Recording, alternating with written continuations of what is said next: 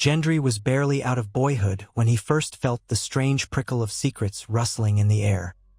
He had been a smith's apprentice in King's Landing, hammering steel into swords, shaping plates of armor with sweat dripping into his eyes, paying attention only to the hush of the forge and the weight of the hammer in his calloused hands. He thought he knew who he was, nobody, just another bastard boy in a city that devoured the nameless. Yet in a swirl of coincidences and hushed whispers, the fortress of that ignorance began to crack. He was a young man, broad-shouldered and dark-haired like his father, though he never knew who that father was. Nobody had told him the truth. There were no reasons to suspect that he was anyone of consequence until Lord Eddard Stark, then Hand of the King, had come to the smithy to ask his master questions about a boy. Not long after that, everything changed in the capital. The king lay dying, the court erupted into treachery, and Gendry was told to flee with Yoren of the Night's Watch. He had been whisked away in a tumble of fear, swords drawn against him, soldiers on the prowl for the bastard of Robert Baratheon, though he himself had only half understood that was who he truly was. Riding north with the Night's Watch recruits, Gendry had believed his troubles might end once he passed the city gates. Once he left the molten heat and acrid stench of King's Landing behind. But the world had sharper teeth than he'd realized. Every small village had suspicious watchers. Every encampment along the King's Road held rumors that Joffrey sat the throne as Robert Baratheon's heir. But Gendry, traveling in secret, huddled with other young men destined for the Wall, tried not to speak more than necessary. The illusions about his parentage had begun to burn away, and with them came a sense of conflict deep inside his heart, as if his blood roiled with the memory of storms. He did not expect to survive for long, let alone meet the one man who would change not only his life, but the fate of the Seven Kingdoms. Jon Snow was called a bastard himself, but he had chosen the Night's Watch, put on the black cloak, and sworn service to the realm. Gendry had heard of him in passing from Yoren.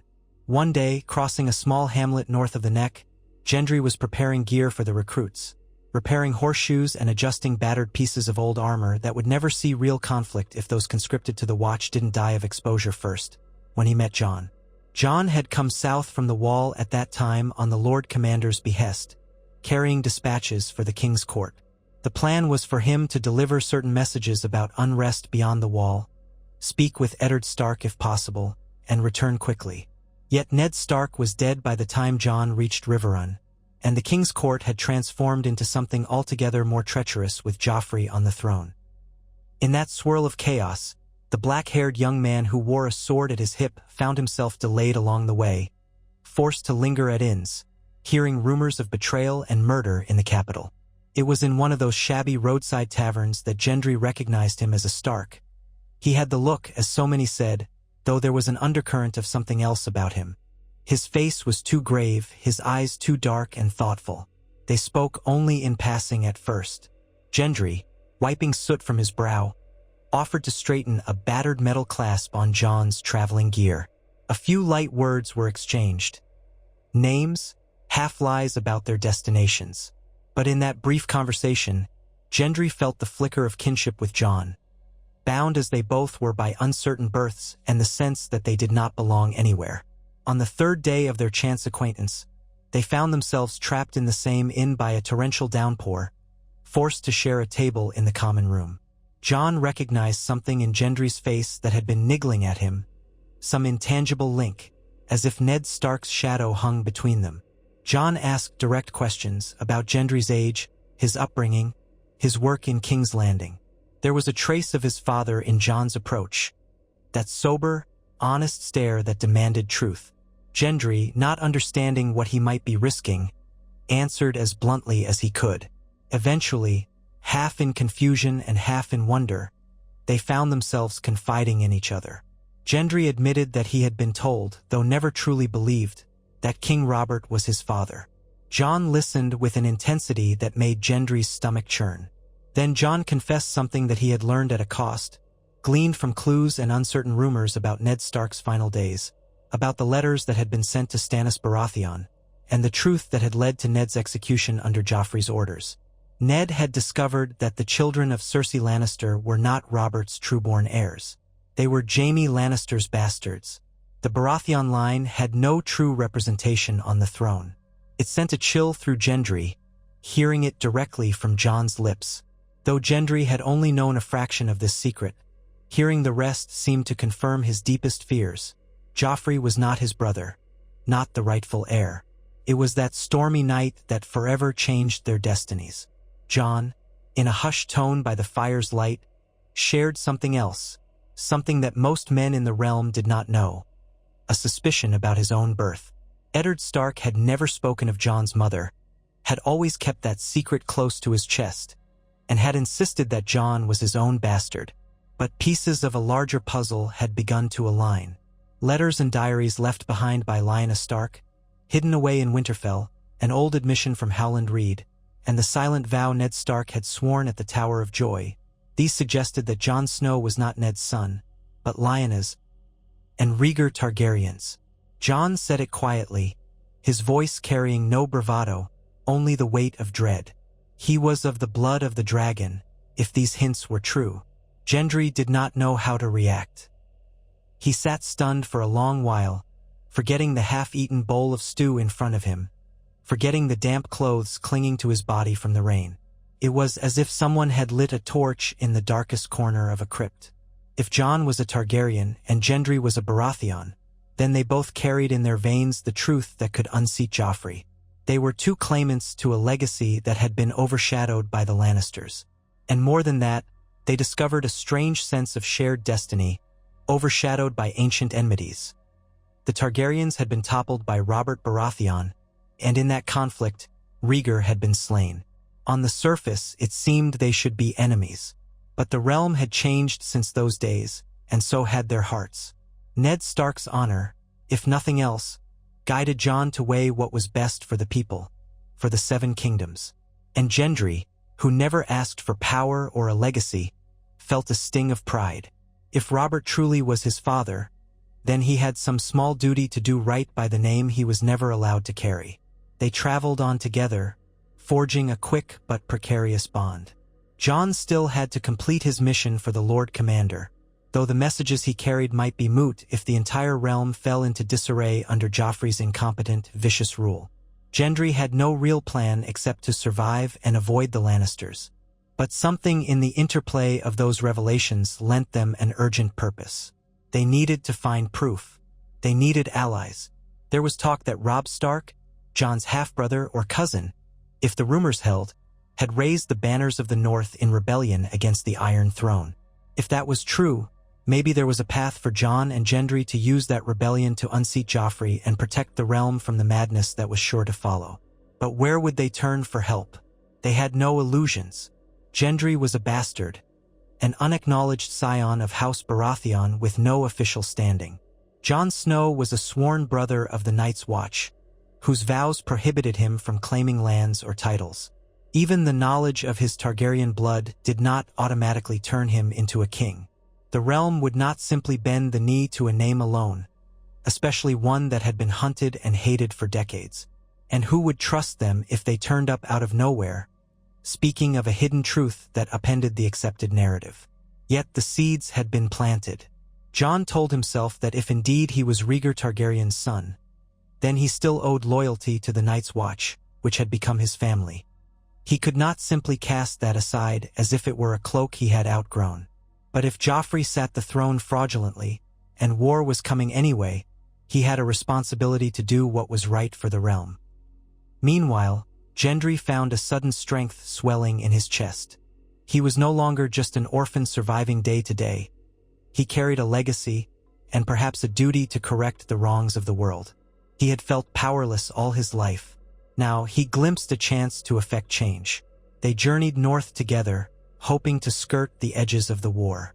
If they could reach the Riverlands, they might find Robb Stark or at least men loyal to him. From there, they could determine their next course. The roads were dangerous. Scouts and soldiers loyal to the Lannisters roamed the countryside, rounding up small folk suspected of harboring loyalty to the Starks or Tullis. Once, Jon and Gendry narrowly escaped detection when a group of gold-cloaked men rode past, their eyes searching for a certain young bastard blacksmith. In the quiet hours of their travels, Jon and Gendry spoke more about their families. Jon tried to reconcile the father he had believed in, Ned Stark, a man of pure honor and unwavering principles, with the idea that he was actually his uncle. Gendry wrestled with the images of Robert Baratheon as the drunken, careless king he had heard about. He asked Jon about Robert. Had Ned ever spoken kindly of him? Jon recalled only a few stories, but the memory of Ned's reluctance to share them weighed heavily.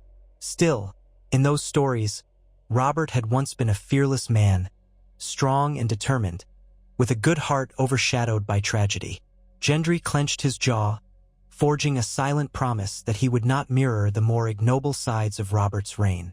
If he was to matter at all, he had to be better than that. Eventually, they reached the edges of the Riverlands, where the signs of war marked every field. Burned villages and looted farms dotted the horizon. Refugees wandered the roads with hollow eyes. The banners of the north had clashed with those of the Lannisters somewhere off in the distance. Crows circled above the wreckage, croaking into the sky. Jon and Gendry kept their heads low, avoiding conflict where they could. Jon had grown adept with a sword, and Gendry, strong from the forge, knew how to wield a hammer if pressed. But they were not a match for large patrols. They survived on caution as much as on skill. Word reached them that Robb Stark had led several victories against the Lannisters and was being proclaimed king in the north by his bannermen. That complicated matters for Jon, who had never intended to forsake his vows, but also could not stand by while Joffrey's tyranny grew. To make sense of it all, they sought out one of Robb's outriders, a trusted knight named Martin Rivers, rumored to be a bastard but deeply loyal to the Starks. Jon confided in him carefully, claiming urgent need to speak with Robb. Suspicious at first, the knight softened when Jon identified himself as Ned Stark's son, and even agreed to bring them to Robb's war camp for an audience. The camp thrummed with the noise of an army at rest and at war. Men sharpening swords, feeding horses, tending wounds. Tents stretched along the riverbank, the flapping canvas embroidered with dire wolves of House Stark, tridents for House Tully, and the smaller sigils of other northern houses that had answered the call. Robb Stark, just a few years older than Jon, already carried the mantle of leadership with a sober air. His youth had been burned away in the crucible of war.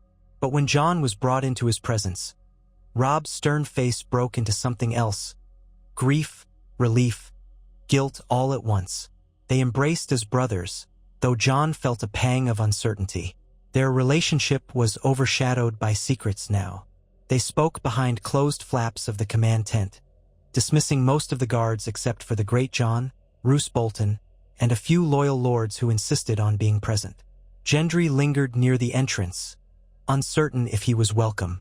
Jon carefully relayed his knowledge of Joffrey's parentage, explaining that Ned Stark had discovered the truth, and that was the reason for his imprisonment and execution. Robb, though he had suspected as much, found a cold fury stoked within him. They had all lost Ned for the sake of Lannister lies. Then Jon dropped the deeper secret. He believed himself to be Rhaegar Targaryen's son. The northern lords burst into murmurs of shock.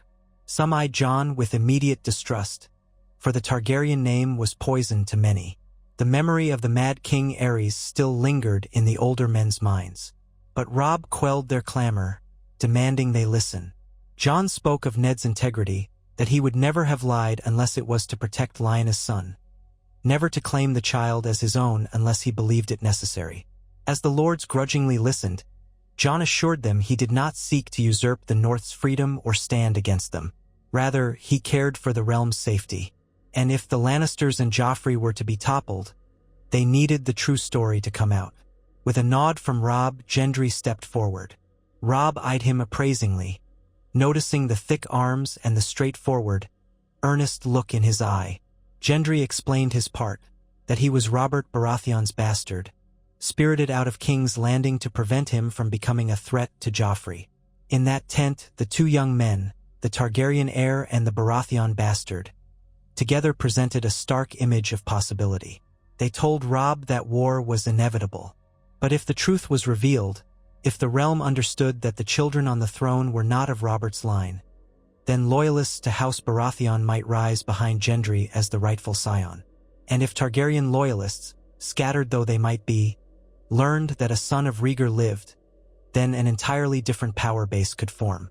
The great Jon let out a booming laugh, calling the idea madness. A few others nodded in grim agreement. The notion of a Baratheon-Targaryen alliance sounded about as likely as the sun rising in the west. They had been mortal enemies. But as Gendry said with a quiet fierceness, "We share no old grudges in our hearts. Our fathers fought and died, but we are not them. We only want to see the realm made just." Jon added that they had not come to claim crowns for themselves. There was a bigger threat forming beyond the wall, terrifying accounts of the White Walkers and the undead. He had come to seek aid, to unify the realm before it was too late. Robb listened, torn between love for the man he had always called brother and fear for what a Targaryen heir might mean. He requested time to think, to deliberate with his bannermen, but he made one thing clear: Jon was no enemy of the North. And if Gendry was truly Robert's son, then perhaps, in the eyes of many lords, he had a stronger claim to the Iron Throne than any Lannister bastard. Over the following weeks, Gendry and Jon remained in Robb's camp, forging alliances with smaller houses. Some lords found themselves surprisingly drawn to Gendry's unpolished honesty. Unlike the half-remembered Robert, Gendry did not drink heavily or boast of conquests. He was just a young man who had lived among the small folk. His hands bore the scars of labor, and he did not pretend to be a noble born to rule. That, ironically, made him more appealing to the more pragmatic northern bannermen. As for Jon, many of the High Lords still cast suspicious glances at him, but the men of House Mormont and House Reed, houses that revered Ned Stark's memory, opened themselves to the possibility that Jon was telling the truth. There were cryptic accounts from Howland Reed's older letters, referencing a promise made at the Tower of Joy. It seemed everything was aligning to confirm that Ned Stark had protected Rhaegar's child. Still, no one knew how to shape a plan from these revelations. Robb and his army were engaged in a war. The Lannisters would not simply surrender because a bastard blacksmith and the rumored Targaryen heir declared themselves. Moreover, the realm was complicated by the ambitions of Stannis Baratheon, Robert's younger brother, who was rumored to be gathering forces on Dragonstone, claiming that he was the rightful heir after Robert's death. If Stannis discovered a bastard nephew parading around with a Targaryen, would he consider that an ally or a threat? No one could say.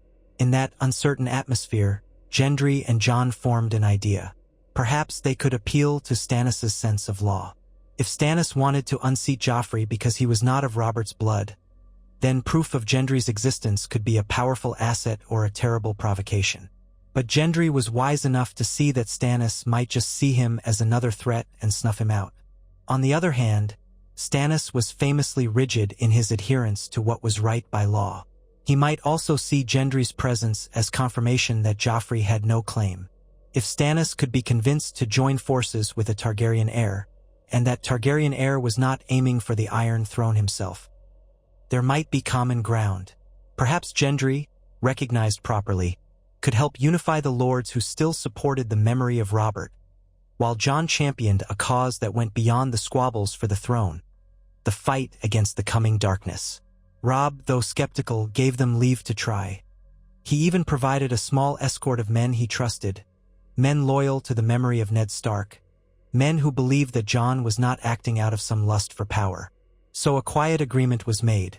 While Robb continued to press the war against the Lannisters in the Riverlands, Jon and Gendry would travel to seek out Stannis Baratheon on Dragonstone, or wherever he was making his camp. If they could secure his alliance, or at least his neutrality, they might set the stage for a broader coalition to dethrone Joffrey. Traveling eastward toward the coast was no simple task in a war-torn realm. They disguised themselves as traveling merchants and smiths, carrying crates of battered weapons and mail that could be sold or repaired. Their escort numbered only 8 men, each dedicated to secrecy, each a brother in arms. On the journey, they encountered outlaws, avoided Lannister patrols, and braved the crossing at Moat Cailin before heading south and east. At every inn, rumors abounded. Some said that Renly Baratheon was also raising a force, marching with the might of the Reach at his back, claiming the Iron Throne by right of popularity if not strict succession. Others claimed that Daenerys Targaryen, last surviving child of the Mad King, was amassing armies across the narrow sea. Jon listened to the rumors with an odd tension in his chest.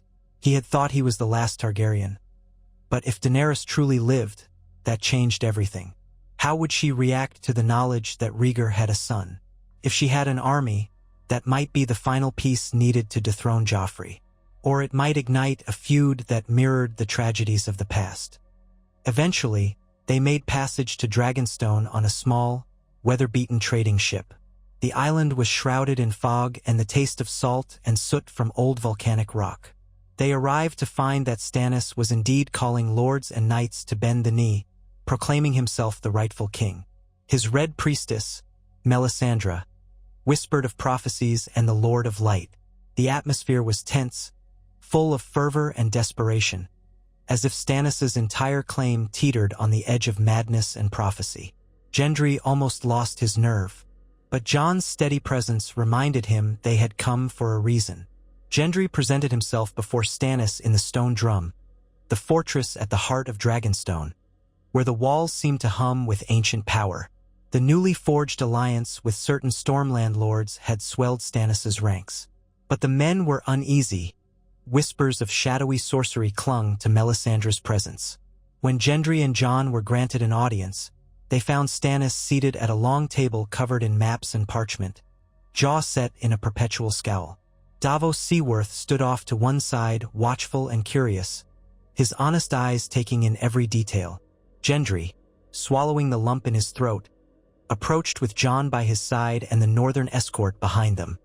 He declared himself as the bastard son of Robert Baratheon, unacknowledged but proven by old tests of blood that Ned Stark had discovered, the same tests that told Ned that Joffrey was false. Stannis' jaw tightened further, and Melisandre's red eyes flickered with interest. Gendry pleaded that Stannis consider the truth. Joffrey was no Baratheon. The realm deserved better than the product of incest. Gendry himself had no illusions of becoming king, but he had to stand for the rightful line. He told Stannis he was willing to support the rightful Baratheon claim if it meant unseating the Lannisters and bringing justice for Ned Stark's murder. He then introduced Jon, who calmly, almost humbly, spoke of the truth of his parentage, how Ned Stark had kept it hidden so King Robert would not slaughter a child of Rhaegar Targaryen. Jon explained how he, too, did not desire the Iron Throne. His loyalty was to the realm's security, especially regarding threats from beyond the wall. But if the throne were contested, he could not stand aside while a bastard Lannister sat upon it. There was a tense moment of silence. Stannis' cold gaze flicked between Gendry and Jon, weighing them. He had a grudging respect for Ned Stark's memory, for Ned had once saved him at Storm's End during Robert's rebellion. But hearing that Ned had kept a Targaryen child alive rankled him. He was a man who saw the world in black and white. Targaryens were, in his mind, the old usurped line, but he also believed in the law of rightful inheritance. Melisandre spoke softly of fire and shadows, of the Lord of Light's will. She said she saw unusual flames dancing around both these young men, a swirl of destiny that could not be ignored. Davos, for his part, looked at Gendry with curiosity.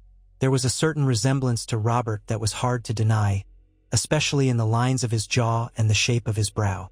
Stannis eventually spoke with measured bluntness, stating that he was Robert's true heir, that the Iron Throne belonged by right to him, not to a bastard child. Gendry nodded, bracing himself. He had never claimed a right to the throne, only that he wanted to prove Joffrey did not deserve it. He was ready to lend whatever support he could to Stannis, to appear before the lords of Westeros and testify to the truth that Joffrey was illegitimate. And if Stannis wanted Gendry's head to remove any other threat to the throne, so be it.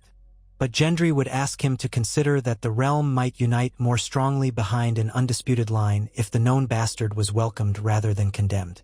The people loved Robert once, long ago. Perhaps they might rally to Gendry's words in support of Stannis, if Gendry publicly knelt and declared Stannis the rightful heir. As for Jon, Stannis eyed him with open suspicion, demanding to know how he could trust a Targaryen. Jon replied that his father was Rhaegar, yes, but his mother was Lyanna Stark. He had been raised in Winterfell, He had the North in his bones. His life's purpose was to serve in the Night's Watch, but he feared the White Walkers more than any politics. In Jon's view, the realm needed to be unified to face that threat. If Stannis claimed the throne, then he had to unify all the factions, North, South, Stormlands, Riverlands, to prepare for the coming war against the dead. Jon was not here to undermine Stannis's claim, but to ensure that the child of incest and falsehood, who murdered Ned Stark, was removed. Stannis took a long time to consider. He could have had them imprisoned on the spot or cast them out, but some part of him recognized the tactical advantage of having a known Baratheon bastard testifying that Joffrey was false. Another part recognized the potential chaos if a living Targaryen heir took the field. Without an alliance, that Targaryen child might attract supporters who loathed the Baratheons or the memory of Robert's rebellion. If Jon truly had no desire for the throne, better to have him close than let him wander off to be discovered by others. The realm had enough war. One more pretender could set the kingdoms ablaze. Stannis' acceptance was conditional and not particularly warm. He allowed Gendry to remain, to prove his identity more solidly with any further evidence, to speak publicly that Joffrey was not Robert's son, and in doing so, encouraged the Stormlords to rally behind Stannis. Stannis also insisted that Jon remain under watch, so he could not abscond or conspire, but he did not plan to kill either of them for the moment. Gendry saw it as the closest thing to victory they might manage. Jon, for his part, was uneasy under the watchful gaze of Melisandre, who seemed to see more in him than she let on. Days passed into weeks, and news traveled swiftly. Renly Baratheon was dead under mysterious circumstances, and the Reach lords who had followed him were scattering. Some rumored a shadow had killed him in his tent, that Stannis' Red Woman had conjured a demon. Others said it was one of Renly's own Kingsguard who betrayed him. Either way, the path was cleared for Stannis to claim the Baratheon name uncontested. The realm took notice. If Gendry existed, a recognized bastard, then that made Stannis the only trueborn Baratheon adult left alive. The Storm Lords began to reconsider. Some, still loyal to the memory of Robert, were intrigued by Gendry's presence, though he was not of noble birth by law.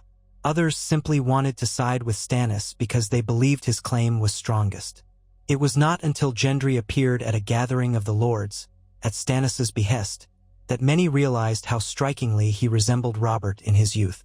There were quiet exclamations, and Gendry stood awkwardly, saying little, wearing simple leathers and a cloak.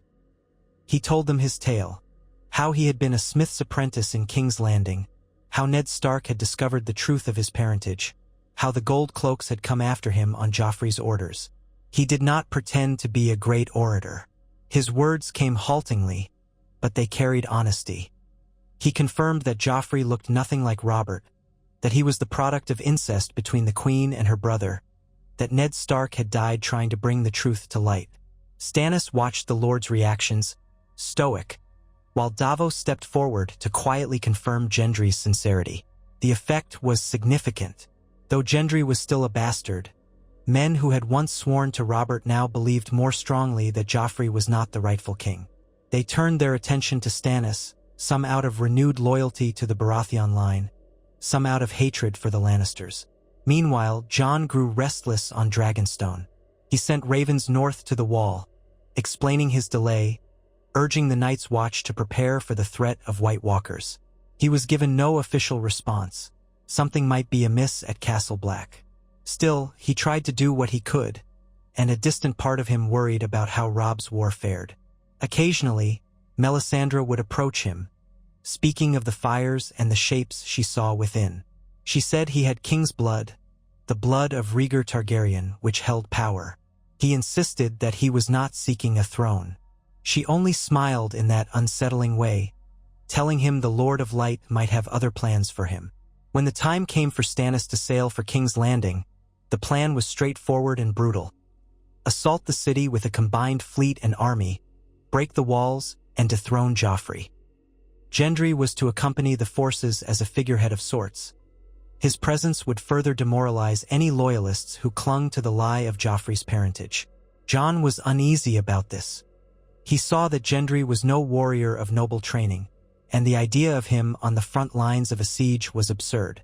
But Gendry insisted on going. It was his fight too. And if victory was won, Gendry could help prove once and for all that Joffrey was not the rightful king. Yet war has its own brutal logic.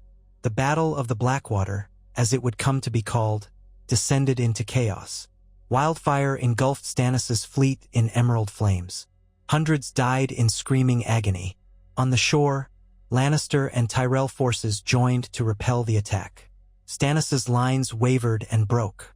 Gendry, in the thick of it, wielded a warhammer reminiscent of Robert's old weapon, but the carnage around him threatened to crush him. He saw men drowning in flames, warships splitting in half, siege towers falling. He was nearly killed by a knight in shining gold armor before one of Stannis' men dragged him away. Jon had his own part in the battle. Unwilling to kill Lannister soldiers who might not be aware of the truth, but forced to defend himself, he fought grimly, wincing at every killing blow.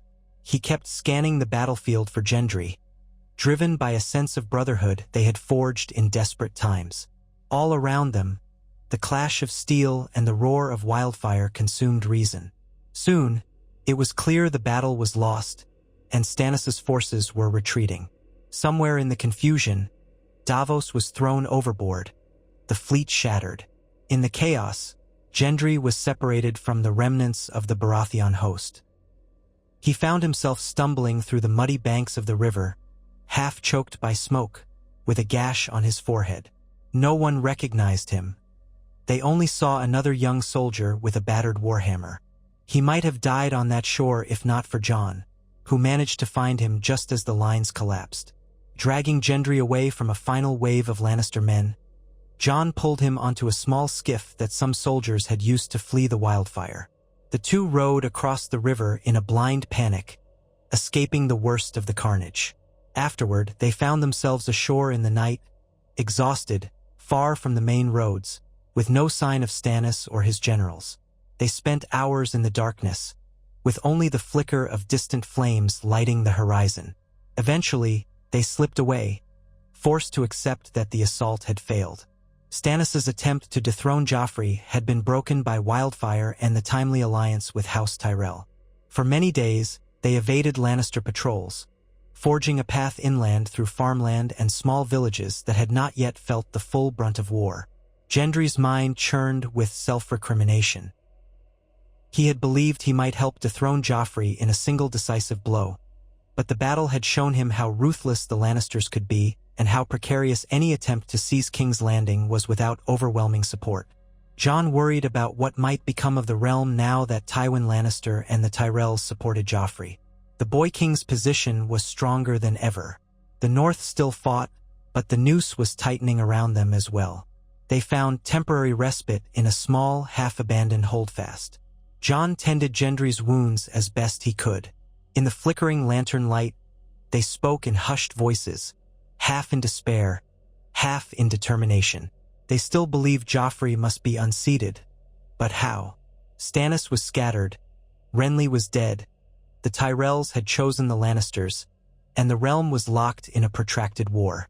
If that was not complicated enough, the rumors of Daenerys Targaryen across the sea loomed large.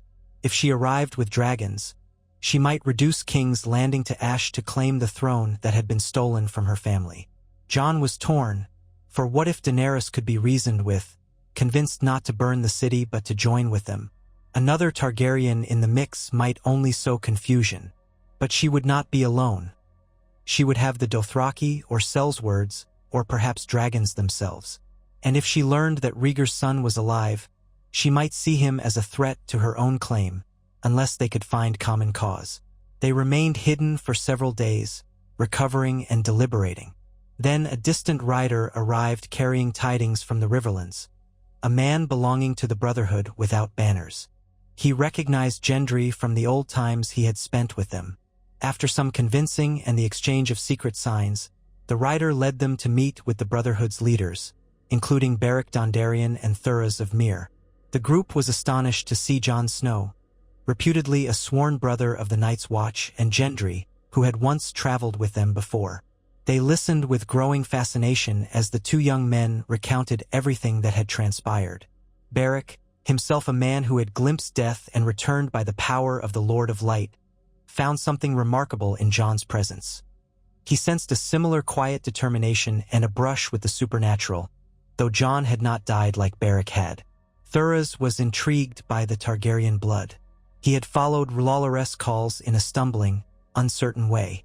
Melisandre was more devout, and he wondered how she had reacted to Jon. The Brotherhood was sworn to protect the common folk of the realm. They had no illusions about politics, but if two bastards, one Baratheon, one Targaryen, aimed to dethrone a false king, perhaps the Brotherhood could lend them some small help.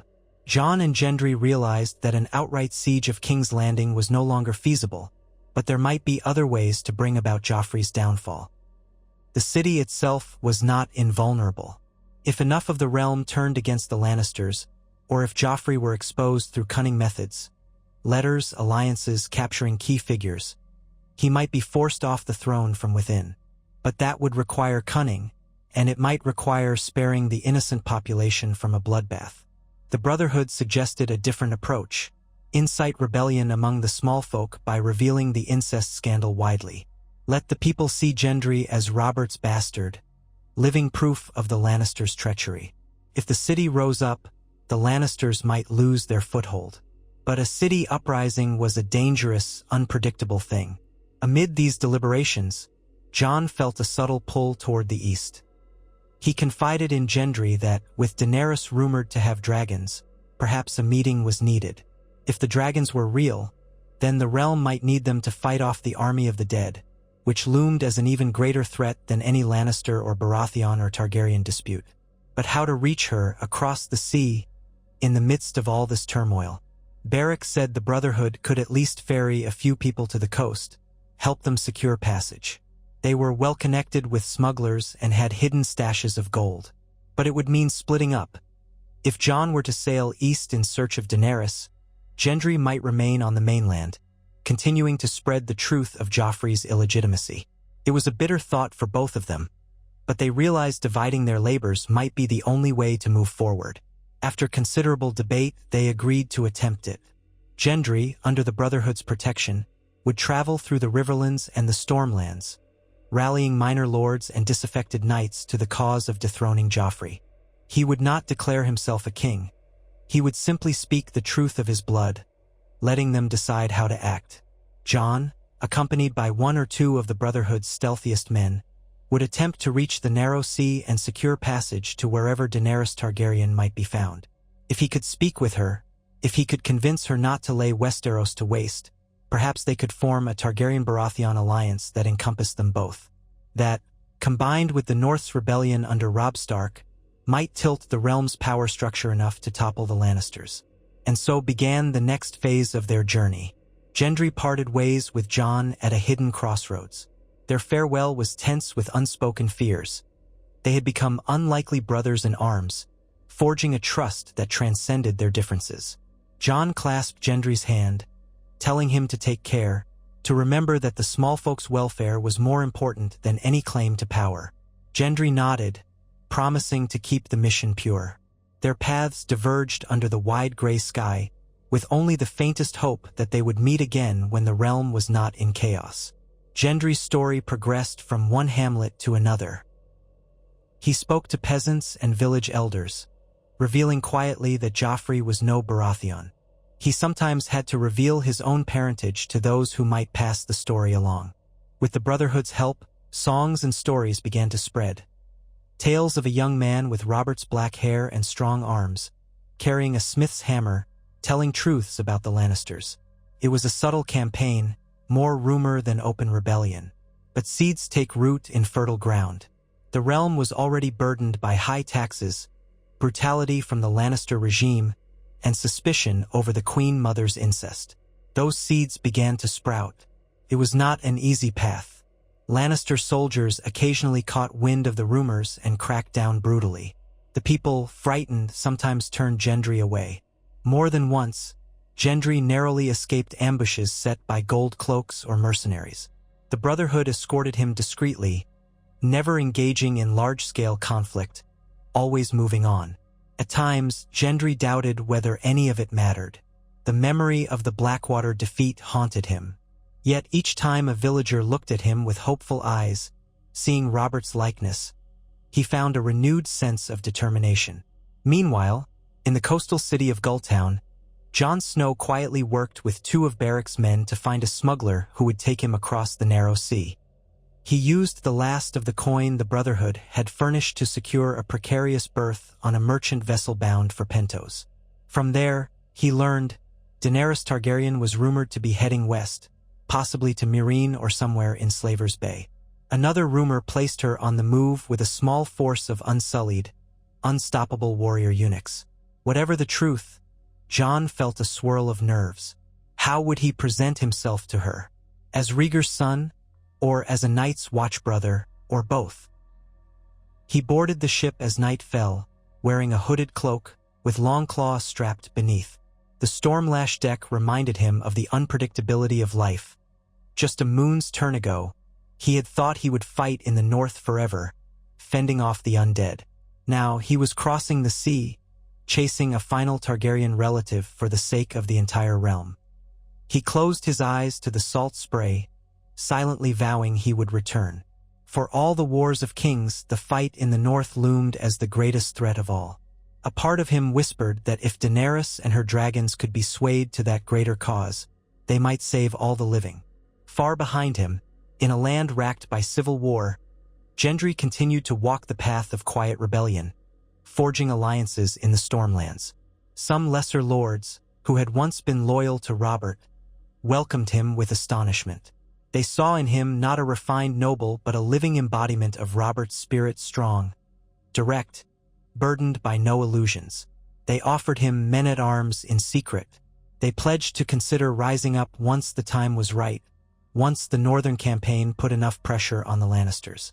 The Stormlands themselves had been heavily pressed by Lannister forces or by the tenuous alliances that Stannis had tried to form.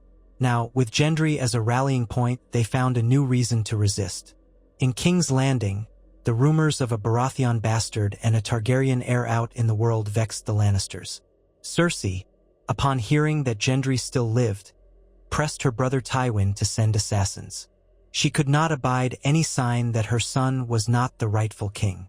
Joffrey, for his part, reacted with rage, threatening to send out his Kingsguard to hunt Gendry down. The tensions in the city soared.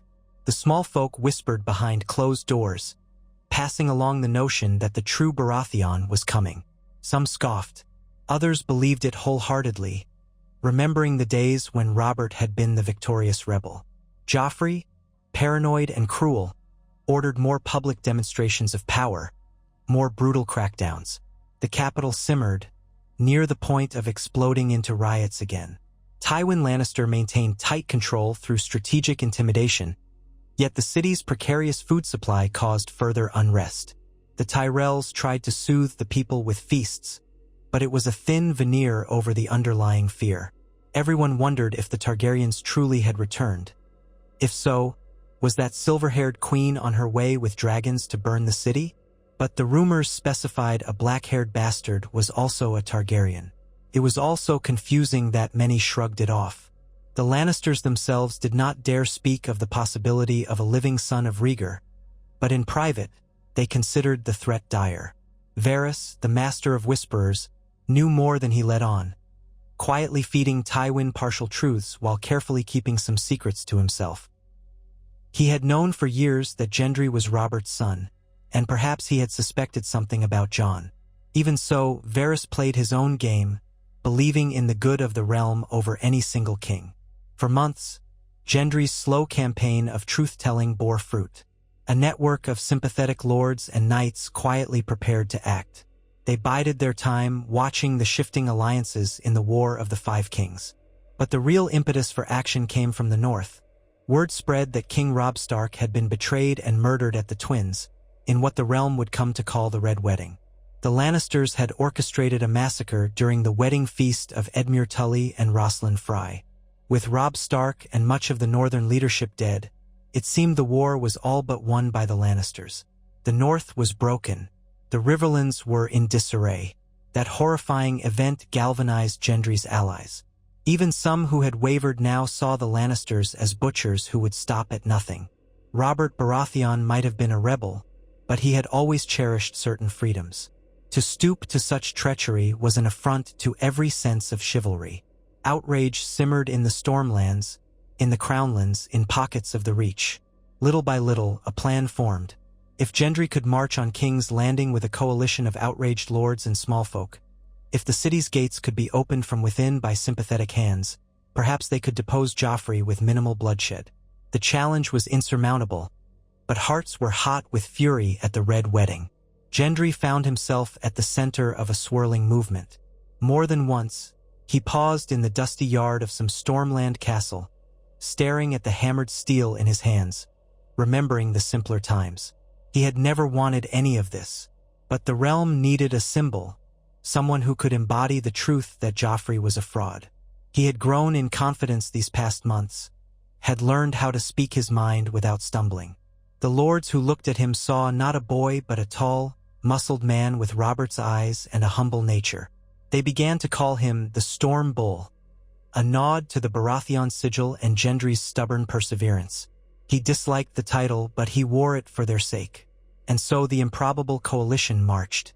They took a circuitous route, skirting Lannister strongholds, gathering more men on the way. The Gold Cloaks were too busy policing King's Landing and dealing with the aftermath of the war to realize the scale of the force approaching. Tywin Lannister, newly minted as the power behind King Tommen, since Joffrey had apparently died unexpectedly at his own wedding feast not long after the Red Wedding, a twist of fate or poison that Gendry's forces had no hand in, believed the main threat was gone with Robb Stark. He had orchestrated Joffrey's betrothal to Margaery Tyrell, intending to solidify the alliance with House Tyrell, but Joffrey choked to death at the wedding feast in what some called divine retribution or the work of cunning assassins. Now the child Tommen sat the throne, a gentler figurehead easily controlled by Tywin. Few realized that Gendry's coalition would soon knock at the gates, demanding an end to Lannister rule. Cersei, half-mad with grief and suspicion after losing Joffrey, clung to Tommen. But Tywin, in his typical manner, remained calculating. Rumors reached him that a coalition under a Baratheon banner was marching. He dispatched scouts, who returned with tales of a young man claiming to be Robert's bastard. Tywin coldly dismissed the threat, focusing on consolidating his power in the city. He did not see this as an invasion capable of taking the capital. But the Tyrells, uneasy about the Red Wedding's dishonorable stench and shaken by Joffrey's horrific death, found their alliance with the Lannisters less comfortable than before. Margaery was now betrothed to Tommen, but the older members of House Tyrell were more cautious, seeing how quickly fortunes could change. Whispers about the growing band of discontents under a Baratheon banner spread through the court. Varys watched quietly, uncertain which way events might turn. As Gendry's host approached the capital, a wave of small folk, tired of Lannister taxes and oppression, welcomed them. The Gold Cloaks sent to confront them found themselves outmatched or unwilling to shed blood for the sake of Tywin's hold on Tommen. Many small skirmishes resolved quickly in Gendry's favor. He tried to avoid bloodshed, remembering the horrors of the Blackwater. He offered terms to any who would lay down their arms, promising fair treatment and no retribution if they joined in ousting those who had lied and murdered their way to power. Some resisted, some died, but more than a few bent the knee. The memory of Robert's rebellion was still in living memory for many older knights, and seeing a figure that so strongly resembled Robert, in face if not in temperament, stirred something in them. Before the gates of King's Landing, Gendry's force was met by a hurried garrison. The city was anxious, half-starved from war. Tommen, a boy king, sat behind the walls with Tywin orchestrating the defenses, but the people were uncertain. The Tyrells wavered. Margaery, newly crowned as queen, urged Tywin to spare the small folk from a siege, to seek terms. Tywin remained proud, but inside, he might have recalled the day Robert's forces came to King's Landing decades ago, near the end of the sack of the city. Now, a new generation threatened the capital from the outside. Negotiations began at the city walls. Gendry demanded the immediate removal of all Lannister claims to the throne, that Tommen stand down, that Tywin's manipulations end, and that those responsible for Ned Stark's murder and the crimes of the Red Wedding be brought to justice. He did not proclaim himself king, but insisted that he would not allow the Lannisters to remain in power. Tywin refused. He told Gendry he was a fool, a bastard playing with illusions of grandeur. The gates stayed shut, but the city erupted in riots that very night. The small folk, hearing of Gendry's approach, demanded bread, demanded justice for the monstrous acts that had become the Lannisters' hallmark. In the confusion, some unknown conspirators, possibly with the Brotherhood's aid, possibly at Varys's behest, opened smaller postern gates. Gendry's men poured in, and a full-scale upheaval began. Tywin's loyal forces fought bravely, but the sentiment within King's Landing had turned. Even many of the Gold Cloaks refused to die for Tywin's sake. The Tyrells, seeing the writing on the wall, pulled back, refusing to defend Tywin's cause. They were more concerned about preserving their own influence and the safety of Margaery and Tommen.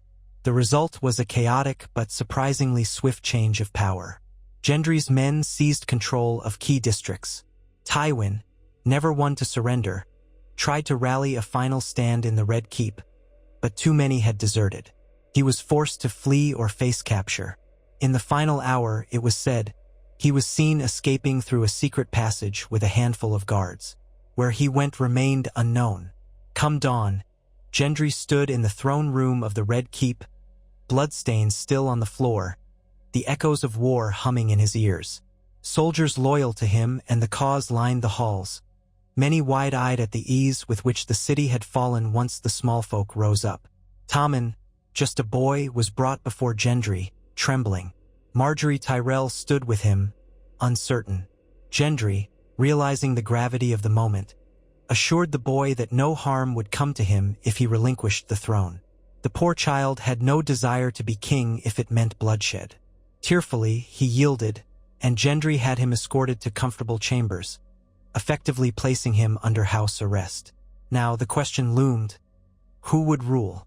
The city clamored for Gendry to take the throne, chanting for the Baratheon's son. But Gendry felt a weight in his chest. He had never sought the crown. At that moment it was all too large, all too overwhelming. The only thing he knew was that Joffrey's false rule, and now the Lannisters' grip, was broken. If it was to fall to him to guide the realm out of chaos, so be it.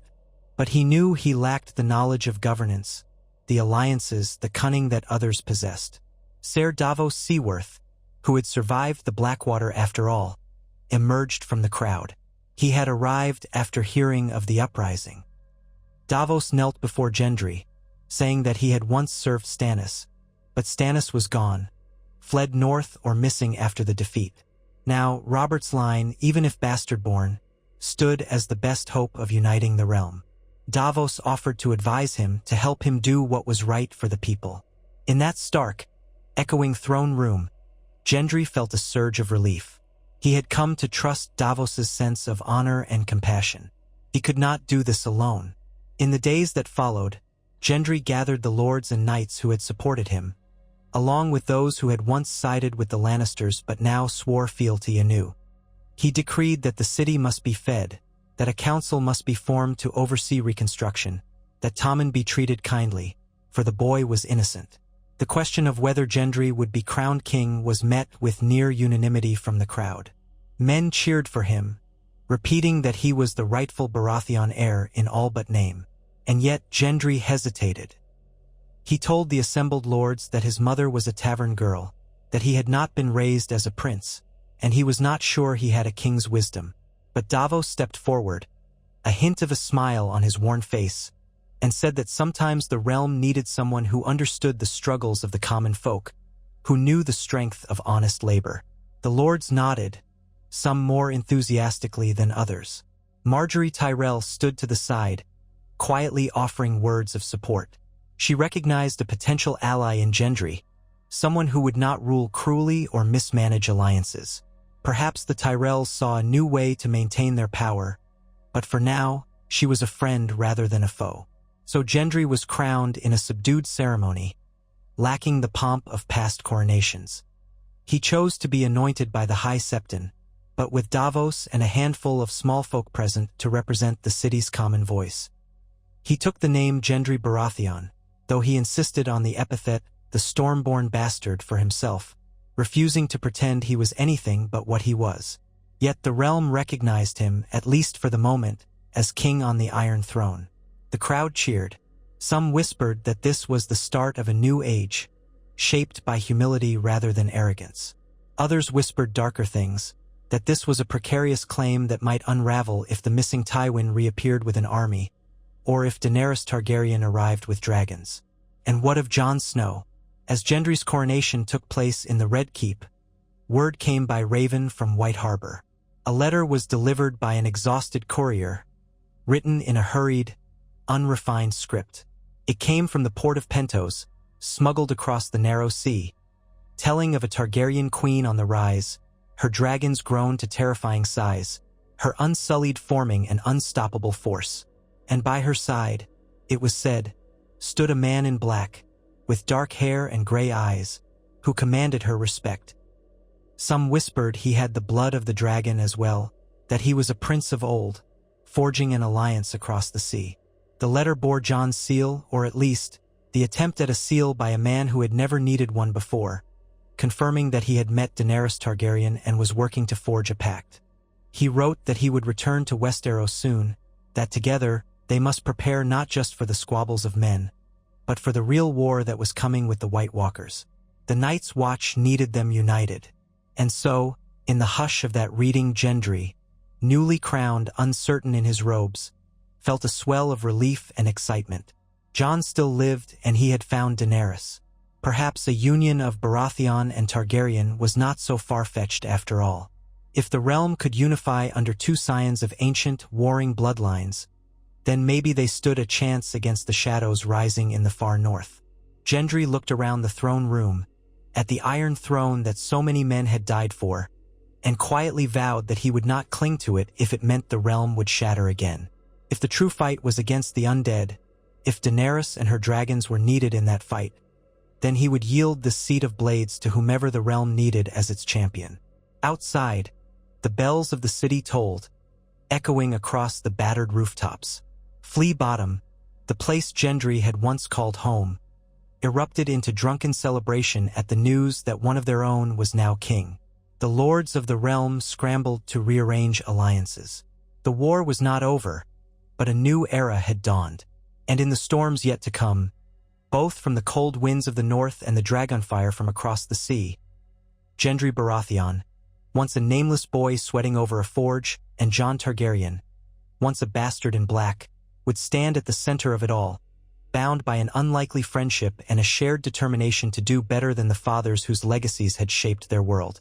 Only the gods knew what trials lay before them, but they had already changed the course of history, forging an alliance that could save the Seven Kingdoms from the greatest threat it had ever faced. Outside the great hall of the Red Keep, word spread with astonishing speed. Gendry Baratheon, born a nameless apprentice in Flea Bottom, now sat upon the Iron Throne. Lingerers in the corridors whispered about the new king, who wore no golden crown but the battered steel circlet once worn in the field by Robert Baratheon's men. They whispered that he insisted on walking the city streets in plain clothes, conversing with butchers and bakers, inquiring after children's health. He was not the sort of king the nobility was used to. He was not raised to intrigues, nor schooled in courtiership. In that first fortnight after the Lannisters' hold on King's Landing had been shattered, Gendry set a tone of uneasy humility that left many lords both hopeful and wary. He had not exiled the boy King Tommen. Instead, Tommen was ensconced in spacious quarters, with careful guards who ensured he was treated more like a privileged ward than a prisoner. Cersei Lannister remained unaccounted for, rumored to have fled in the aftermath, perhaps with Tywin or perhaps on her own. Some whispered she had disguised herself and slipped out by boat, or that she was hidden in the city's underbelly, awaiting a chance at vengeance. The small council Gendry was trying to assemble urged him to announce a formal manhunt. But Gendry hesitated. While he wished to see justice for all the evils committed by Joffrey's regime, he found little satisfaction in chasing a woman half out of her mind with grief for her dead son. He appointed Davos Seaworth as Hand of the King, a move that stunned many. The Onion Knight, with his cropped fingers and simple honesty, was an odd sight at court, standing where the likes of Tywin Lannister and Peter Baelish once had. Yet Davos's earnest eyes and calm sense of duty helped steady the realm's roiling chaos. He spent hours in the Royal Solar each day with Gendry, explaining the basics of governance. How taxes were collected, how the crown's finances were run, how to negotiate with great lords, and why it was necessary to balance justice with the reality of power. The more Gendry learned, the more he realized how ill-prepared he was for kingship. But he had faith that Davos would guide him to do right by the people. He also brought in others of good reputation to fill the council. Margaery Tyrell, who remained in King's Landing, seemed as politically adept as ever. She volunteered for a role in caring for the city's orphans and feeding the starving, which swiftly earned her popularity among the small folk. Gendry recognized her skillful maneuvering. Her kindness was real, but it also served her house's interests. Still, he preferred her cunning to the cruelty of the old regime. She was not a member of the small council, but she became an important mediator between Gendry's new court and the powerful Tyrells, who hovered in the wings, uncertain whether to stand behind Tommen or throw their support fully to the new king. In the days that followed, Gendry faced a never-ending stream of petitions. Small folk demanded justice for the abuses inflicted by the Gold Cloaks. Noble houses that had once supported the Lannisters now presented themselves, kneeling awkwardly, hoping to secure pardons. Gendry was besieged with uncertainty, so he adopted the simplest approach: weigh each house's crimes, grant leniency where there had been no direct involvement in atrocities, and punish those who orchestrated oppression and murder. But war's lines are rarely so clean. Every house had some complicity. Every lord claimed ignorance or said they had acted under duress. If Gendry were to punish everyone who had bowed to the Lannisters, half the realm would be left in shackles. So, under Davos's guidance, Gendry declared a general amnesty for lesser offenses if the house or knights in question vowed fealty anew, paid a small portion in reparations, grain, coin, or manpower to help rebuild the city, and promised no further violence. Only those who had actively engineered atrocities, like the men who had butchered children at the orders of Joffrey or Tywin, faced severe punishment. For days, the Red Keep's halls echoed with the sobs of petitioners or the relieved murmurs of those who found themselves unexpectedly spared. Gendry hated it all. The pomp, the elaborate displays of humility from men who would have killed him without a thought just a few moons prior. Yet he soldiered on, certain that mercy where possible was the surest way to restore peace. The crown's finances, however, were near ruin. War after war, culminating in the lavish spending of Joffrey's short reign, had drained the treasury. Little gold remained in the royal coffers, and the Iron Bank of Bravos glowered across the sea, waiting to see if they would receive repayment of old debts. Gendry's advisors urged him to reimpose heavy taxes, especially on those who had supported the Lannisters. But Gendry balked at the notion of crushing the small folk with more burdens. Instead, he turned to the Tyrells. In exchange for guaranteeing the safety and comfort of Margaery in the capital, House Tyrell, flush with the resources of the Reach, agreed to provide a hefty loan of grain and gold, an arrangement that clearly gave them influence but also put bread on King's Landing's tables. It was an uneasy bargain, reminiscent of how the Lannisters had once used their gold to sway the throne. Gendry wrestled with the ethics, but Davos quietly reminded him that sometimes you cannot feed the hungry with ideals alone. Within weeks, the city felt a subtle shift. The streets grew calmer, food was more plentiful, and the Gold Cloaks, partially purged of their worst members, grew more disciplined under a new command. Gendry insisted that the watch be drawn more from local men who had families in King's Landing, hoping this would ensure their loyalty to the people rather than to a single noble house. These changes were all tenuous, for outside the city walls, the realm still churned with the aftermath of countless betrayals. The Riverlands lay in smoking ruins after the Red Wedding, while the North simmered under the Boltons, who had assumed power in Winterfell with Lannister backing. Indeed, so many pieces of the puzzle remained scattered that Gendry could not envision how to unify them all. He only knew that if Jon returned from across the sea with Daenerys Targaryen, dragons in tow, everything would change again. Whether that would be for better or worse, he could not say. On a crisp morning, Gendry took a quiet walk along the top of the city walls. The once blackened ramparts, scorched by wildfire during Stannis' siege, had been repaired only in patches. Whole sections still bore stains of soot and the ragged edges of stone. Looking out over the city, he felt a pang of awe. All his life, he had known these streets and rooftops from the vantage of a slum dweller. Now they sprawled beneath him like a tangled tapestry, and he was the man who sat on the Iron Throne. Even the Red Keep's lofty parapets did not diminish his memory of how the city stank in the heat, how children rummaged in the mud for scraps, how blacksmiths toiled night and day for meager coin. Those memories guided his sense of duty, but at times they weighed heavily. He crossed paths with Marjorie near a tower turret. She stood in a flowing green gown, the mild breeze tugging at her hair, gazing over the city. She turned and curtsied with a graceful smile, calling him Your Grace, a courtesy that still sounded odd in his ears. She asked if he was well, and he replied honestly that he did not know if he would ever feel at ease with a crown. The corners of her eyes crinkled in sympathetic mirth. She assured him that in time, wearing a crown might feel no more foreign than lifting a smith's hammer. They spoke of the city's next steps. Marjorie was frank. The Tyrells desired an official alliance, perhaps a betrothal.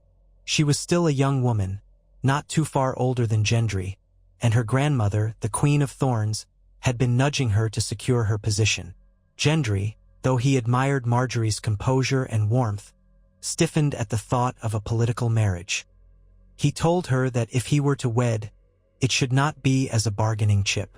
She, in turn, told him that alliances are the mortar that holds a realm together. If they did not wed, perhaps he might consider forging a clear treaty with Highgarden in some other formal way. He mulled her words. While he felt no burning love for Marjorie, he could not deny that a marriage might cement the stability he so desperately needed. On the other hand, it might also alienate Daenerys Targaryen if she arrived. The Targaryens, after all, had historically favored marriages that united and consolidated power. If Jon had told Daenerys that Gendry was an ally, would she expect a further alliance through marriage to link their houses, Baratheon and Targaryen, and thus bury the hatchet of Robert's rebellion entirely? The speculation spun in Gendry's mind like a hammer on an anvil. In the end, he told Marjorie that he would consider the proposal with an open mind, but that he wished to wait for news from the north, from across the sea, from anywhere that might hint at how the realm should truly be governed. Not every moment of Gendry's new kingship was spent at court. Often, in the hours before dawn, he would slip into the refurbished armory, drawn by the old call of the forge. There, in secret, he hammered out small objects, horseshoes, nails, once even a crude dagger. The clang of steel against steel was steadying, a rhythmic reminder of the simpler life he once had. Davos discovered him there more than once, concerned for his safety. But Gendry insisted that so long as he was guarded at every step in public, he needed some small corner of privacy. The older man nodded, respecting the raw need in Gendry's eyes, though he had men discreetly watch the exits to ensure the new king would not be assassinated in the gloom. More troubling was the news that arrived from the north. Messengers brought conflicting reports about the Boltons consolidating their hold on Winterfell with the blessing of Tywin Lannister, before his flight from King's Landing, and the puppet kingship they tried to maintain over a shattered north. House Bolton had declared itself the Warden of the North after the Red Wedding, but the Northerners were restive, simmering with hatred for the Freys and Boltons who had slaughtered their Stark liege lord. Some spoke of a rebellion forming in the deep winter hills, rallying around a mysterious young woman rumored to be Arya Stark, or perhaps around a living son of Ned Stark, if such a son remained. No one knew the truth. Messengers were turned away or vanished on the journey. For all Gendry's power at the heart of the realm, the north was as distant as the moon. And so the cycle of tenuous governance continued. Days turned into weeks, weeks into moons. Gendry corresponded with lords from Dorne, the Vale, and the Riverlands, many of whom were open to forging new accords if it meant an end to Lannister domination. Yet the scars of war were everywhere. Half the Riverlands were burnt and pillaged, Dorne seethed over the unpunished murder of Elia Martell years ago, and the Vale's regent, Peter Baelish, was said to be weaving intrigues beyond measure. though he maintained a polite pretense of recognition for King Gendry. Whenever Gendry grew overwhelmed, his thoughts drifted to Jon Snow, the friend who had been with him in the forging of this improbable destiny. Jon was the only one who truly understood the swirl of responsibilities that came with improbable lineage. Gendry did not begrudge Jon his journey, but he longed for the day the man in black would return with his Targaryen aunt at his side. Until then, Gendry had no choice but to keep forging ahead. Word finally arrived, carried by a Pentoshi merchant galleon that made port in the harbor of King's Landing. The ship's captain came to court, terrified by the splendor of the Red Keep, but determined to deliver a letter he had been paid handsomely to protect. The letter bore a broken seal, a three-headed dragon, silver wax flecked with traces of deep red. Gendry's heart thudded. He took it in trembling hands. Beside him, Davos waited anxiously. Marjorie watched from a distance, her expression carefully neutral. He read the words once, then twice. They were penned in a neat, flowing hand, introducing the writer as Daenerys Stormborn of House Targaryen, Queen of the Undulls and the Rhoynar and the First Men, Khaleesi of the Great Grass Sea, and so forth, her many titles. She addressed him politely, acknowledging the rumored king in Westeros who took the throne from a false Baratheon Lannister child. She said she had received Jon Snow as a guest and a kinsman. He had revealed his identity as Aegon Targaryen, though he still preferred the name Jon. She wrote that she had taken counsel with him, weighed the history of the realm, and recognized that Gendry Baratheon, despite his father's rebellion, had acted from honorable intentions to depose the Lannisters. She expressed curiosity in forging a union, perhaps an alliance that would unite the old lines of Targaryen and Baratheon at last. She requested safe passage into King's Landing for a diplomatic summit. And at the end of that letter, in her boldest script, Daenerys made clear that she came not only to discuss the fate of the Seven Kingdoms, but to prepare for a far greater war, the war against the White Walkers about which Jon had spoken passionately. She demanded that Gendry's new government commit to aiding the North, ensuring that men and resources be marshaled to Castle Black and beyond, or else she would withhold her dragon's might from the realm. She signed it with a flourish, Daenerys Targaryen, and a small note in the margin read, "Dictated, for the hand that writes has had many hours of practice, but the words are mine." For a long time, Gendry stared at the letter. Then he passed it to Davos, who mouthed the lines in silence. The Onion Knight's expression shifted from guarded worry to tentative hope. Marjorie approached quietly, her face unreadable. At last, Gendry exhaled. He realized that Daenerys' arrival, with Jon at her side, might well upset every precarious alliance he had built. But it also offered a chance to unify, if only they could find a path that did not lead to another civil war. The letter was, in essence, a demand for recognition of her rightful Targaryen claim. But it was couched in terms of negotiation, not conquest. That was more than Gendry had expected. He called a meeting of his small council. Lords from the Stormlands and the Crownlands, a few sworn to the old Baratheon banner, argued fiercely against allowing Daenerys entry. "She is the daughter of the Mad King," they spat, "and she brings dragons that could burn us all. Invite her into the city, and you invite a second dragon's war." But Gendry was not swayed by fear alone. He recalled Robert's stories, filtered though they were by second-hand accounts, of the Mad King's atrocities. Yet Jon was no liar. If Jon believed in Daenerys, perhaps she was not her father's daughter in spirit. Moreover, Gendry could not ignore the plain threat. If the White Walkers were real, and he trusted Jon's conviction that they were, then the entire realm needed the might of her dragons. No matter how comfortable he might be on the Iron Throne now, the endless night beyond the wall loomed. He said as much to his council, reminding them that uniting with a Targaryen might be the realm's best chance for survival. He agreed to invite Daenerys and Jon to King's Landing, under strict terms of truce. A date was set. They would arrive within a moon's turn, giving time for the city to prepare for the arrival of dragons. Gendry insisted that no archers line the walls, no scorpions be deployed to threaten the beasts, lest they provoke a tragedy. Some of the council balked, but he held firm, reminding them that an alliance must be built on trust if it were to hold. The lords relented, though they did so grudgingly. By the time the day came for Daenerys's fleet to arrive at Blackwater Bay, the entire city thrummed with a strange mixture of fear and excitement. Rumors spread in every alley that the dragons were the size of war galleys, that Daenerys was a witch who drank blood, that she had armies of eunuchs who felt no pain, that Jon Snow was now a prince with silver hair. All of it fed the city's imagination. Gendry himself had no illusions about how precarious this summit would be. He ordered the gold cloaks to keep strict peace, forbade them from harassing any Targaryen arrivals. Meanwhile, Davos personally prepared a reception at the docks. The day dawned bright, a hot sun reflecting off the turquoise waters of Blackwater Bay. Gendry stood on the quay with Davos, Marjorie, and a cadre of his knights. They wore only light armor, a sign of trust. Overhead, seagulls dipped and cried. The city's inhabitants lined the shoreline, held back by guards. They looked on anxiously as sails appeared on the horizon. White sails bearing a three-headed dragon on a black field. A hush seemed to fall. Then, like an omen from a fable, three shapes soared into view, massive silhouettes beating the air with leathery wings. Dragons. Their roars rolled across the bay, and the crowd gasped in unison.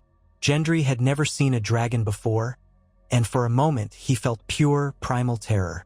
The largest beast, he would later learn its name was Drogon, circled above the ships before wheeling away from the city, as if scouting for threats. The other two, Regal and Viserion, soared further out, maintaining a formation that bristled with power.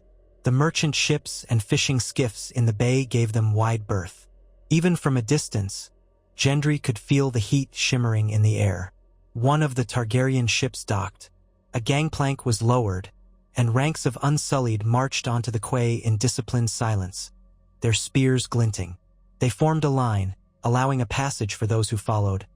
Daenerys Targaryen, silver-haired, clad in a dark, flowing gown with subtle dragonscale patterns upon the shoulders, and at her side Jon Snow, or as some might call him, Aegon Targaryen, dressed in black leathers, a direwolf sigil still visible on his belt. He wore a sword at his side, the famed Long Claw, but his posture was not threatening. At their backs came a host of advisors. Tyrion Lannister, newly minted Hand of the Queen, though some in the crowd recognized him instantly and murmured in surprise. Missandei of Noth, poised and calm. Grey Worm, commander of the Unsullied. The might of House Targaryen, reborn in a single moment on that dock. Gendry took a breath. He stepped forward, flanked by Davos and Marjorie. He could feel every eye on him. He heard the rustle of unsheathing swords, but it was only the Unsullied crossing spears in a gesture of discipline. Daenerys approached, chin high, gaze sweeping across King's Landing's walls before settling on Gendry. Jon stood at her side. In that instant, Gendry couldn't help but grin to see his friend alive and well, though changed. Jon's hair was a bit longer, and a new shorty clung to him, as though he had found a sense of purpose. Daenerys's voice, when she spoke, carried over the hush with surprising warmth. She greeted Gendry as King of the Seven Kingdoms, acknowledging the crown he had taken from the Lannisters. Gendry inclined his head. He welcomed her as Daenerys Stormborn, Breaker of Chains, Mother of Dragons, whatever other titles she claimed. He recited them carefully, trying not to stumble. It felt surreal to stand so close to the living scion of a dynasty Robert had once fought against. But the world had changed. Jon stepped forward next, his dark eyes flicking between Gendry and Davos. For a heartbeat, neither man knew what to say.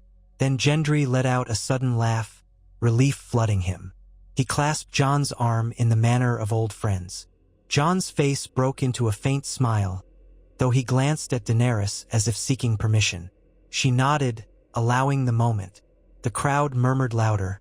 Here was the rumored Targaryen who had once been known as a bastard of Winterfell, greeting the new king in a gesture of camaraderie. Amid the uncertain tension, Tyrion Lannister offered a bow and spoke with polished courtesy, remarking that it was quite a sight to see a Baratheon who did not want to murder a Targaryen on sight. Gendry eyed Tyrion warily, well aware that he was the son of Tywin Lannister and brother to Cersei, menaces to the realm. But Davos had told Gendry stories of Tyrion's decency, how he had once tried to save Ned Stark, and how he had parted ways with his father's cruelty. Gendry inclined his head, an acknowledgement without warmth. The moment passed without incident. They made their way up to the Red Keep, the Unsullied marching in disciplined ranks behind them, though only a small detachment was allowed inside the walls. The dragons circled overhead, occasionally loosing a distant roar that rattled the stones. The city's populace gawked. Some cowered, others cheered. Many simply stared in awe at the legendary creature's return to King's Landing. Every step felt like a tightrope walk between peace and carnage. Once within the throne room, Gendry bade Daenerys and Jon approach the Iron Throne. It sat there, an ugly mass of fused swords, an ancient symbol of Targaryen conquest. For a moment, Daenerys looked upon it with an unreadable gaze, as if recalling tales of her ancestors. Jon watched her, a subtle tension in his stance. Gendry gestured for them to sit if they wished. He himself rarely occupied that seat, finding it uncomfortable and more than a bit ominous. But Daenerys only smiled politely. They all withdrew to a more private council chamber soon after, leaving the spectacle of the throne behind.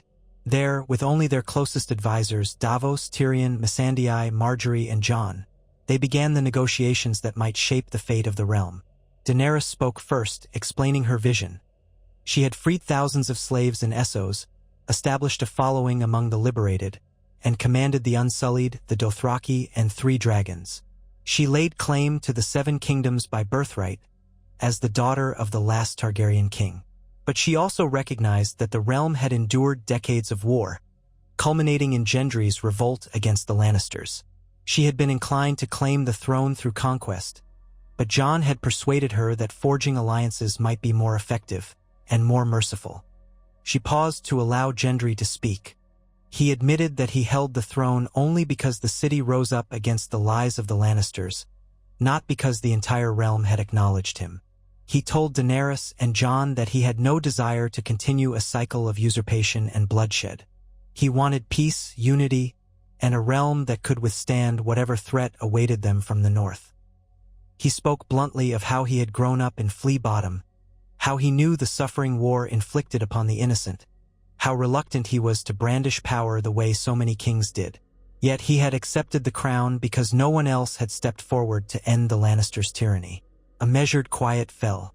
Daenerys looked at Gendry for a long moment, as if weighing the sincerity in his face. She then turned to Jon, who in turn met Gendry's gaze. Jon explained to Gendry that the threat of the White Walkers was not merely rumor. He had seen the undead. He had fought whites beyond the wall. An army of the dead was marching south, and once it crossed the wall, the entire continent would be in peril. If men did not unite, living side by side with dragons, the dawn might never come again. Davos nodded in agreement, sharing that Stannis had once harbored fears about the long night returning.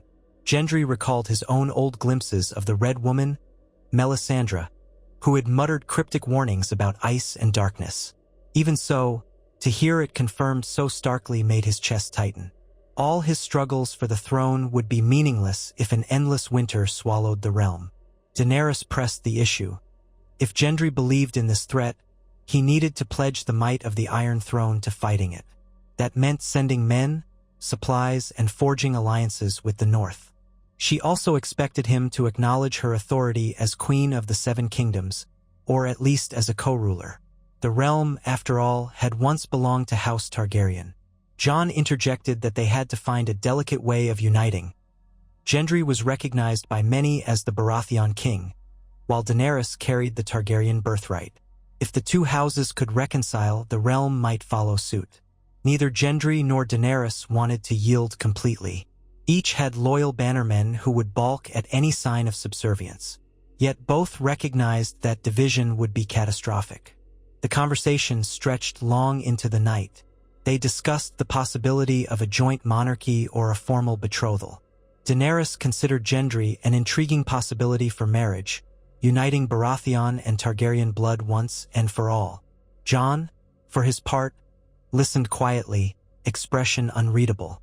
Some part of him recognized that if Gendry and Daenerys wed, it would make the realm's succession simpler. But there was also the matter of the North. Jon had sworn vows to the Night's Watch. His obligations lay there, not in king-making. Yet he also remembered that if he truly was Rhaegar's son, he might have a stronger claim than Daenerys to the Targaryen mantle. For the time being, he had set that aside, wanting no part in the thirst for thrones. At length, Tyrion offered a calm suggestion. Perhaps there could be a triad of rulers, an unprecedented arrangement that recognized the distinct claims of Baratheon, Targaryen, and the North, with Jon as a steward for the North's interests. He half-joked that the Seven Kingdoms might indeed need 3 heads of state, like a dragon with 3 heads, to keep balance. Daenerys arched an eyebrow, but she did not dismiss it out of hand. Gendry frowned, uncertain how a triarchy would function in practice. Marjorie said quietly that a single monarchy with a queen consort or king consort might be simpler, but she recognized the complexities. They did not resolve the matter that night. Instead, Gendry arranged for Daenerys and her retinue to be housed in the royal apartments, ensuring they had all the comforts needed. The next few days were spent in further talks, interspersed with tours of the city. Daenerys met the people, listened to their concerns, and found that many were not opposed to her name, so long as she did not intend to burn King's Landing to the ground. Gendry convened banquets in her honor, though he kept them simpler than the lavish feasts of old. The presence of dragons perched on the keep's outer towers created a stir among the populace, but over time, a strange acceptance began to settle in. As long as the creatures did not unleash fire upon the city, the people were content to gawk. During those days, Gendry and Jon had moments to speak in private, as friends. Jon recounted more of his experiences across the sea. How Daenerys had liberated Astapor and Yunkai, how she had rallied the Unsullied and the Dothraki, how Tyrion had become her hand after fleeing Westeros. He spoke of the moment he confessed his own parentage to her, how she had taken time to accept that Rhaegar's son might still live. Yet she had not turned on him. Instead, she had recognized the significance of their shared bloodline. Together, they had decided that forging a strong front was more important than squabbling over who had the better claim. He also told Gendry of the dragons up close. Their scorching breath, their fierce loyalty to Daenerys, the intelligence shining in their reptilian eyes. Jon was convinced that the dragons would be a deciding factor against the White Walkers. Fire against ice. Gendry listened, awed, but also cautious. He had seen how unstoppable a single act of wildfire could be in the Blackwater. Dragons might do even worse if unleashed on the living. Still, if the threat was as dire as Jon said, perhaps only dragonfire could stand against the undead. They also discussed the matter of the North's new rulers. Roose Bolton was rumored to be the Warden of the North, but stories reached them that he had died, replaced by his son, Ramsay Bolton, a sadistic man who took pleasure in flaying enemies. The Northern Lords despised him, but fear held them in check. The only hope for the North, Jon insisted, was if the true Starks could reclaim Winterfell. Sansa Stark, rumored to be in hiding, or Arya Stark, whose whereabouts were unknown. Bran Stark was rumored to have perished beyond the wall, though no one knew for certain. Jon was plagued by guilt that he had not gone to Winterfell's aid sooner, but as a member of the Night's Watch, it was not his place. And now he had taken on the mantle of a Targaryen, forging alliances for the greater war. Still, he yearned to free the North from House Bolton's tyranny. Gendry considered the swirling concerns. The uncertain plan for the monarchy, the upcoming war with the undead, the plight of the North. Each was a vast problem on its own, yet they all merged in a single nexus. If the realm could not unify, all would be lost. Perhaps, Gendry mused, it was time to convene a grand summit of the Lords. Invite the North, the Riverlands, the Vale, Dorne, the Iron Islands, all of them.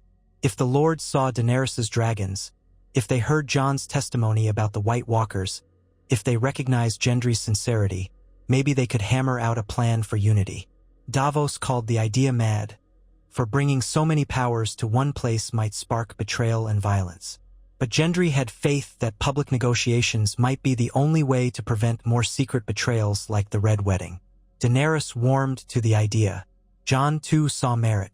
Tyrion, always the strategist, saw both peril and possibility. They began sending ravens across the land, summoning the great houses to King's Landing for a historic assembly. Many were suspicious. Some refused outright. Peter Baelish, speaking on behalf of the Vale, sent a politely evasive response, hinting that he preferred to remain neutral. The Boltons in Winterfell gave no answer. The Freys, who now held the twins with Lannister approval, scoffed at the notion. But a surprising number of houses did agree to come, perhaps out of curiosity, perhaps out of fear of dragons, or perhaps because they sensed the realm's tide turning. Meanwhile, in the city, Daenerys and Gendry inched closer to an understanding. They recognized that an official union between them might unify their supporters, but each found the prospect daunting. Daenerys was the breaker of chains. She had never wanted to subjugate herself in a marriage that felt like a mere power grab. Gendry, for his part, was half in love with the idea of building something real, not just forging a cynical alliance, but he did not know Daenerys well enough to be sure they could trust each other's hearts. Instead of rushing a marriage, they agreed to present themselves to the lords as co-monarchs in principle, with the details to be worked out if the realm accepted it. Jon, though he said little on the subject, observed their interactions with a faint frown.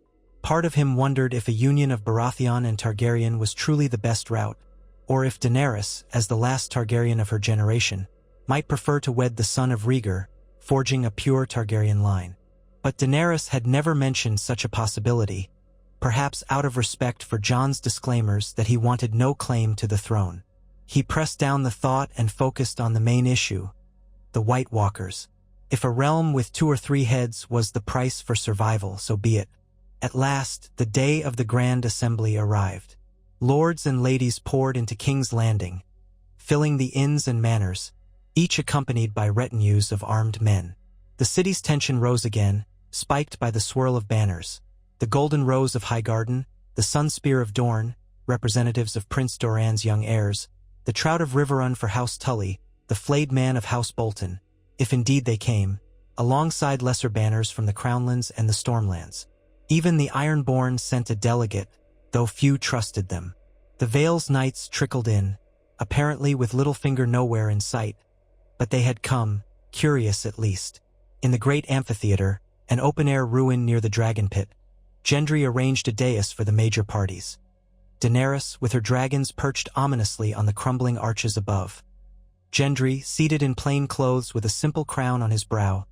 Jon, standing behind them both, a silent sentinel. The lesser lords filled the rows in front. Murmurs rippled across the assembly when Tyrion Lannister appeared, wearing the hand of the Queen's brooch, alongside Davos Seaworth, the hand of the king.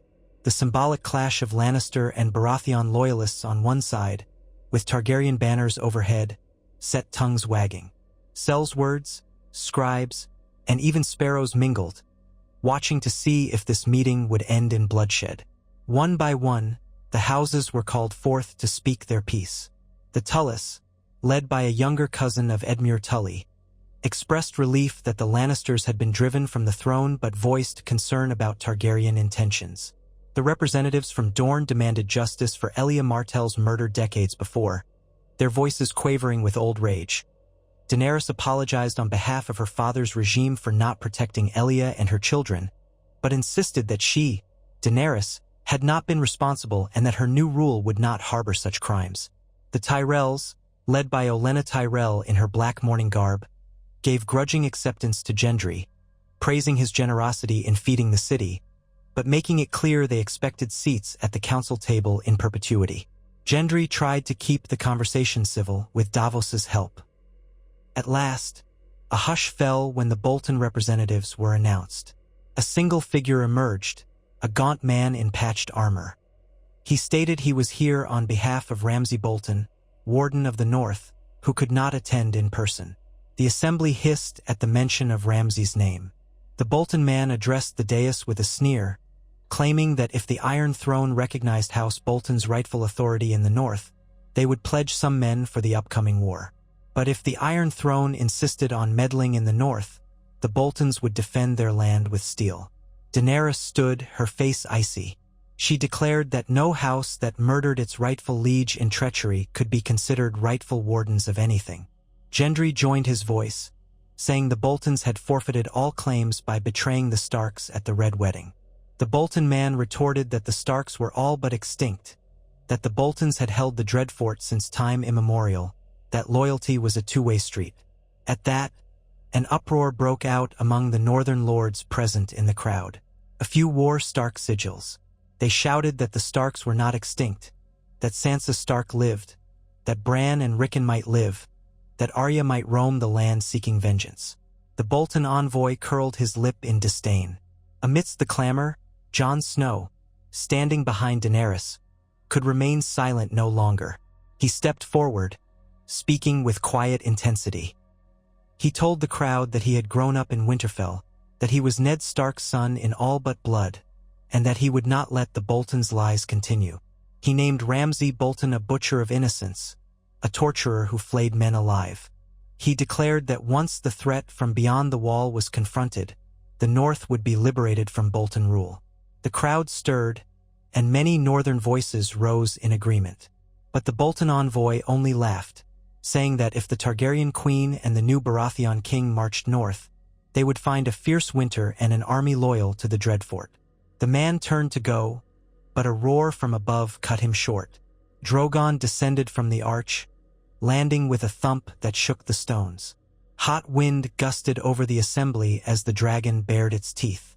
The Bolton envoy stumbled back, his defiance draining away, replaced by raw terror. Daenerys, unflinching, commanded him to deliver a message to Ramsay. Bend the knee to the true monarchy or face Dragonfire. The man fled, nearly tripping over his own feet. The rest of the lords watched in stunned silence. The presence of dragons was an undeniable reminder that the Targaryens had once united the realm through fire and blood. Daenerys' threat was not an idle boast. Yet Gendry could see how easily fear might take hold. He rose from his seat, lifting his hands to quell the murmurs. He spoke of forging a new kind of unity, not based solely on terror. He reminded everyone that the White Walkers did not care about lines of succession. They would kill and raise the dead to swell their ranks. That was the real war. He urged each house to pledge men, gold, supplies, and to send them to the wall as soon as possible. Davos seconded him, recounting how the Night's Watch had signaled an unprecedented danger in the far north. Some of the lords scoffed. They had never seen a walking corpse or an otherworldly threat. They suspected it was a ruse to keep them in line. Jon said that if they doubted, they should dispatch their own trusted envoys to the wall to see for themselves. Only then could they question the truth. Daenerys offered to fly north on one of her dragons, to confirm the sightings and bring back proof if necessary.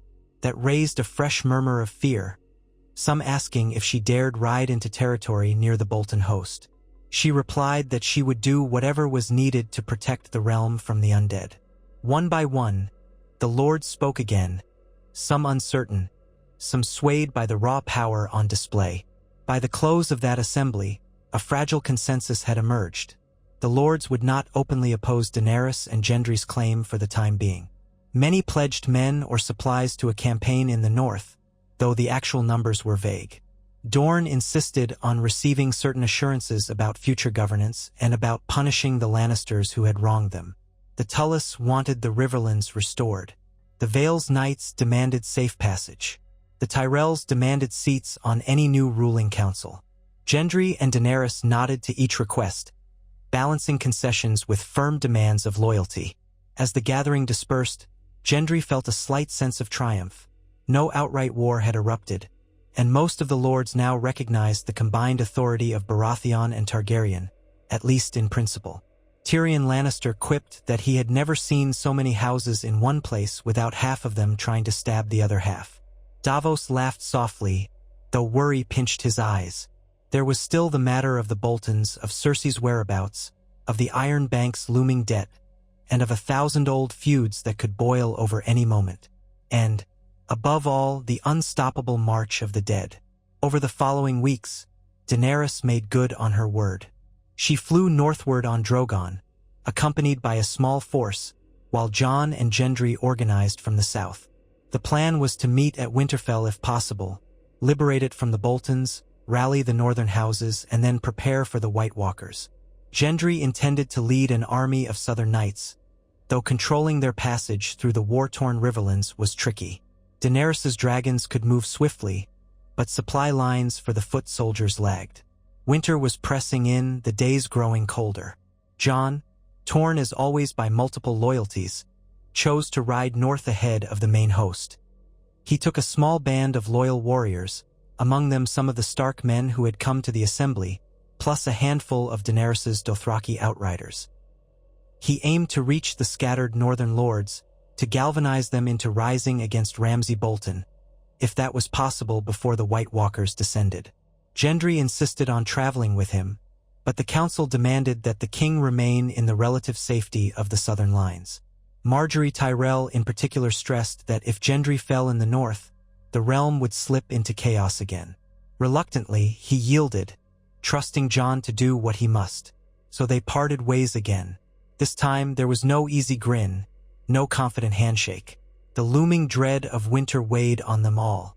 Jon set off, vowing that if the north rallied, they would open Winterfell's gates to Gendry's army and Daenerys's dragons. Gendry busied himself with planning the route of the southern host. The watchers on the city walls reported regularly on the shifting weather. It seemed the storms from the north were only growing fiercer, as though the unnatural cold pressed inexorably south. In these anxious days, Gendry's nights were restless. He dreamed of forging swords in a dark, frozen wasteland, the steel forever cracking under an endless hail of ice shards. He awoke sweating, half fearing some prophecy he could not name.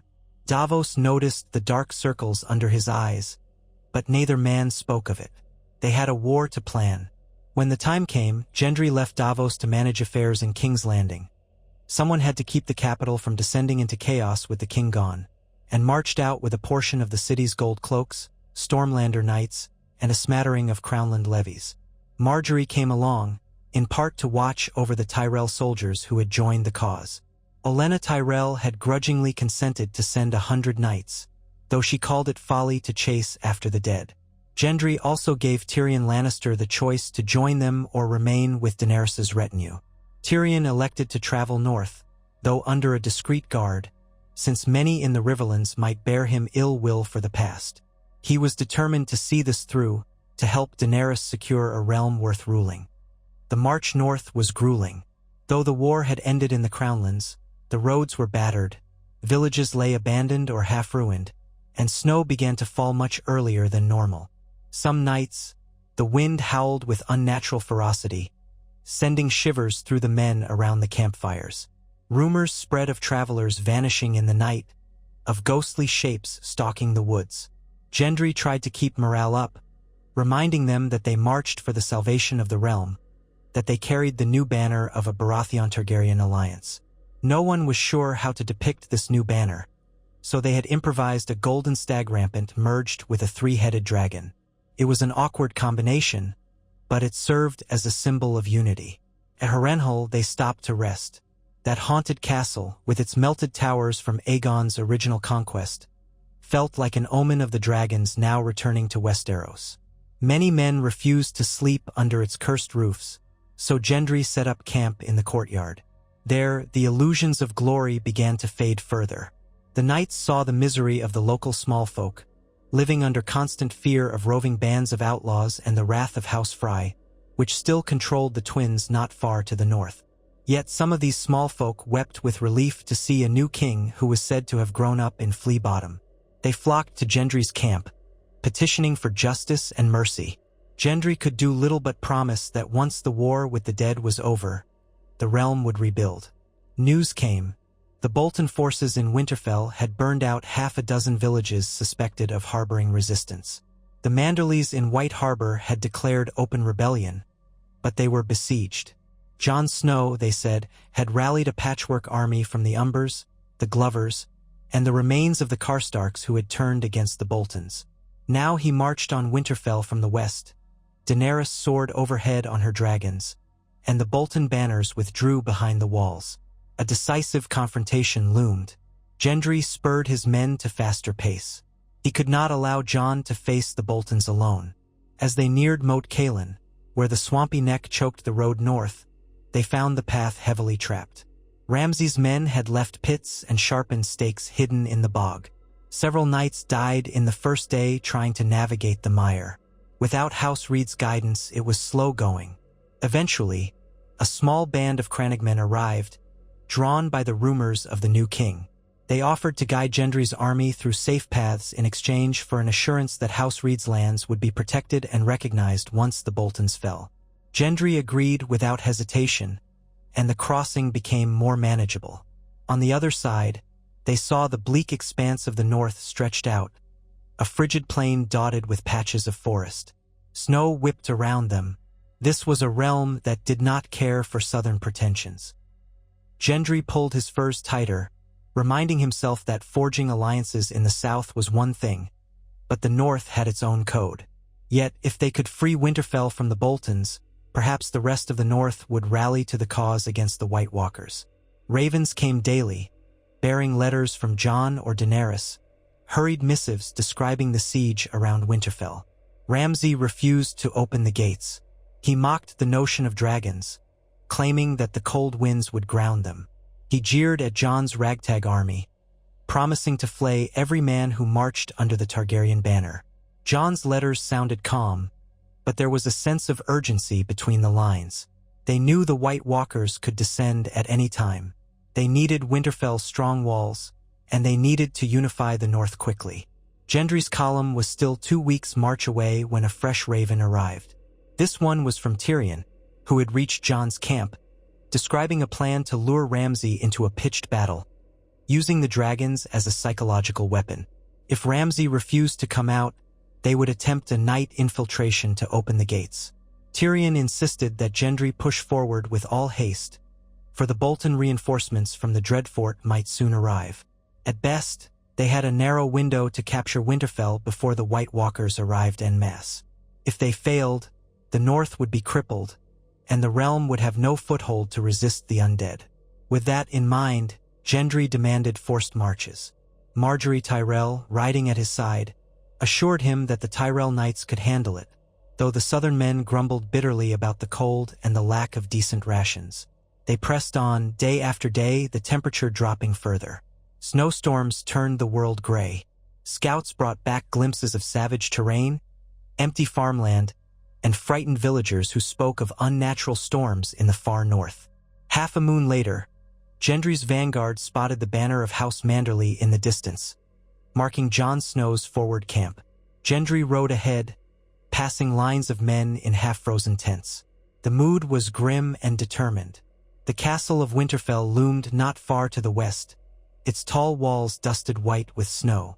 Gray clouds concealed the sky. A hush clung to the air, broken only by the occasional roar of a dragon overhead. Gendry saw Drogon's massive silhouette beyond the ramparts, circling like a dark omen. He felt a thrill of awe and fear. Near the outskirts of the camp, Jon Snow emerged to greet him. The two clasped hands. Snow clung to Jon's eyelashes, his cheeks ruddy. He looked exhausted but unbowed. Gendry introduced Margaery, and Jon gave a polite nod. The situation was dire, Jon explained. Ramsay still held the castle. Scouts had tried to infiltrate the walls and open the gates, but the Boltons were cunning. They captured some of the infiltrators. Ramsay sent their flayed bodies catapulted over the wall as a greeting. Daenerys wanted to unleash the dragons in a full assault, but Tyrion, worried about the effect of dragonfire on the ancient keeps of Winterfell, had counseled restraint. If the castle burned, the north would have no seat from which to rally, not to mention the countless innocents forced to remain inside. The main strategy now was to blockade the castle, starve Ramsay out, and prepare for a final assault once Gendry's reinforcements arrived. But time was short. The White Walkers might appear at any moment. They had already been spotted near the Long Lake, a day's ride north. Daenerys had flown overhead to investigate, returning pale-faced at the sight of thousands of whites trudging through the snow. They could arrive in a matter of days. Together, Jon, Gendry, Daenerys, Tyrion, and the other commanders gathered to decide the next move. The group included Grey Worm, a few seasoned northern lords, and Margaery Tyrell, who served as the liaison for the Southern Knights. The debate was fierce. Some insisted the dragons be used to melt the walls and be done with it. Others demanded caution, not wanting to level Winterfell, which was a strategic stronghold. Ultimately, Daenerys herself decided they would attempt one final parley with Ramsay. If he surrendered, they would spare him, but if not, they would unleash dragonfire on the outer gates, forcing an entry. The keep itself might remain intact if they focused the fire carefully. It was a risk, but less so than a prolonged siege with the undead breathing down their necks. Dawn came gray and cold. A slight breeze carried the scent of wood smoke. On the plain before Winterfell, Daenerys, Gendry, and Jon lined up with a small escort. A white banner was raised, signaling a desire to talk. Ramsay Bolton appeared on the battlements, flanked by a handful of men. He was a wiry figure with a pale, cruel face. His expression twisted into a mocking grin. Even from a distance, Gendry felt the hair prickle on his arms, sensing the man's malice. Daenerys's voice cut the frigid air as she addressed Ramsay. She offered him and his men clemency if they laid down their arms immediately and freed any hostages inside. In return, the Boltons could renounce their false wardenship and swear fealty to the rightful monarchy of Baratheon and Targaryen. They would be allowed to keep their lands, albeit under strict oversight. If they refused, Daenerys promised to rain fire upon them. The White Walkers were coming, she warned. The living needed to stand united or perish. Ramsay laughed, his voice carrying eerily in the stillness. He called them fools for believing in fairy tales of the undead. He sneered at the notion of kneeling to a foreign whore and a bastard blacksmith. He crowed that the north was his. He said that if Daenerys tried to burn the gates, the hostages inside would be fed to the flames first. At that, Daenerys's composure wavered. She asked who the hostages were. Ramsay gestured for someone behind him. Two men shoved forward a young woman, her face bruised, hair matted. She wore a soiled gown that might once have been fine. Her gray eyes were filled with defiance even in misery. Jon recoiled. "Sansa," he breathed.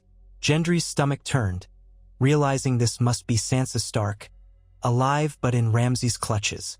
Others recognized her too. A low growl rose from the ranks of the northern men behind them.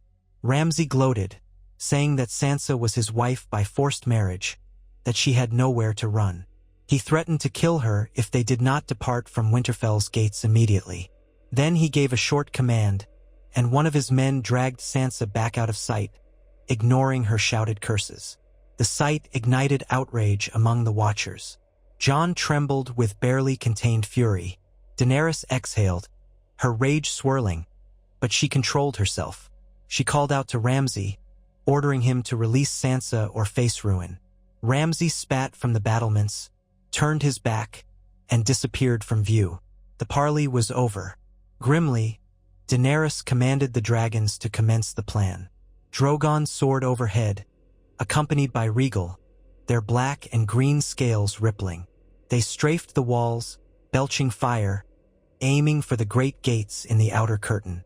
Timbers exploded in flames. Boltons on the ramparts loosed arrows, but the beasts' thick hides deflected most. A few scorpion bolts soared from hidden siege engines, narrowly missing Drogon. The watchers below gasped. The gates cracked under the concentrated blaze, then collapsed inward. Unsullied and northern warriors surged forward, howling battle cries. A brutal fight erupted in the courtyard. Ramsay's men fought viciously, but they were outmatched by the combined might of Dothraki screamers, unsullied discipline, and enraged northern bannermen seeking vengeance. Gendry himself charged at the head of the Stormlander Knights, his warhammer raised, a reflection of the father he had never truly known. Within the walls, chaos reigned. Bolton soldiers, cornered, fought to the death. Some tried to flee deeper into the keep. Flames spread from the ruined gate, but Daenerys kept the dragons from unleashing more fire, fearing for the hostages. Jon led a party searching for Sansa and any others captive inside. Tyrion and Margaery followed behind, though they were unaccustomed to direct battle. The halls of Winterfell resounded with the clang of steel and the screams of the wounded. Eventually, Jon cornered a group of Bolton men who had barricaded themselves near the Great Hall. They threatened to kill Sansa unless Jon's forces withdrew. But the Northmen had circled from behind, smashing through a side passage. The Bolton men were overwhelmed. In the melee, Sansa broke free, seizing a fallen dagger and burying it in one guard's neck. Then Jon leapt forward, cutting down the last of them. Sansa, trembling, pressed herself against the wall. Jon embraced her, tears in his eyes, relief flooding them both.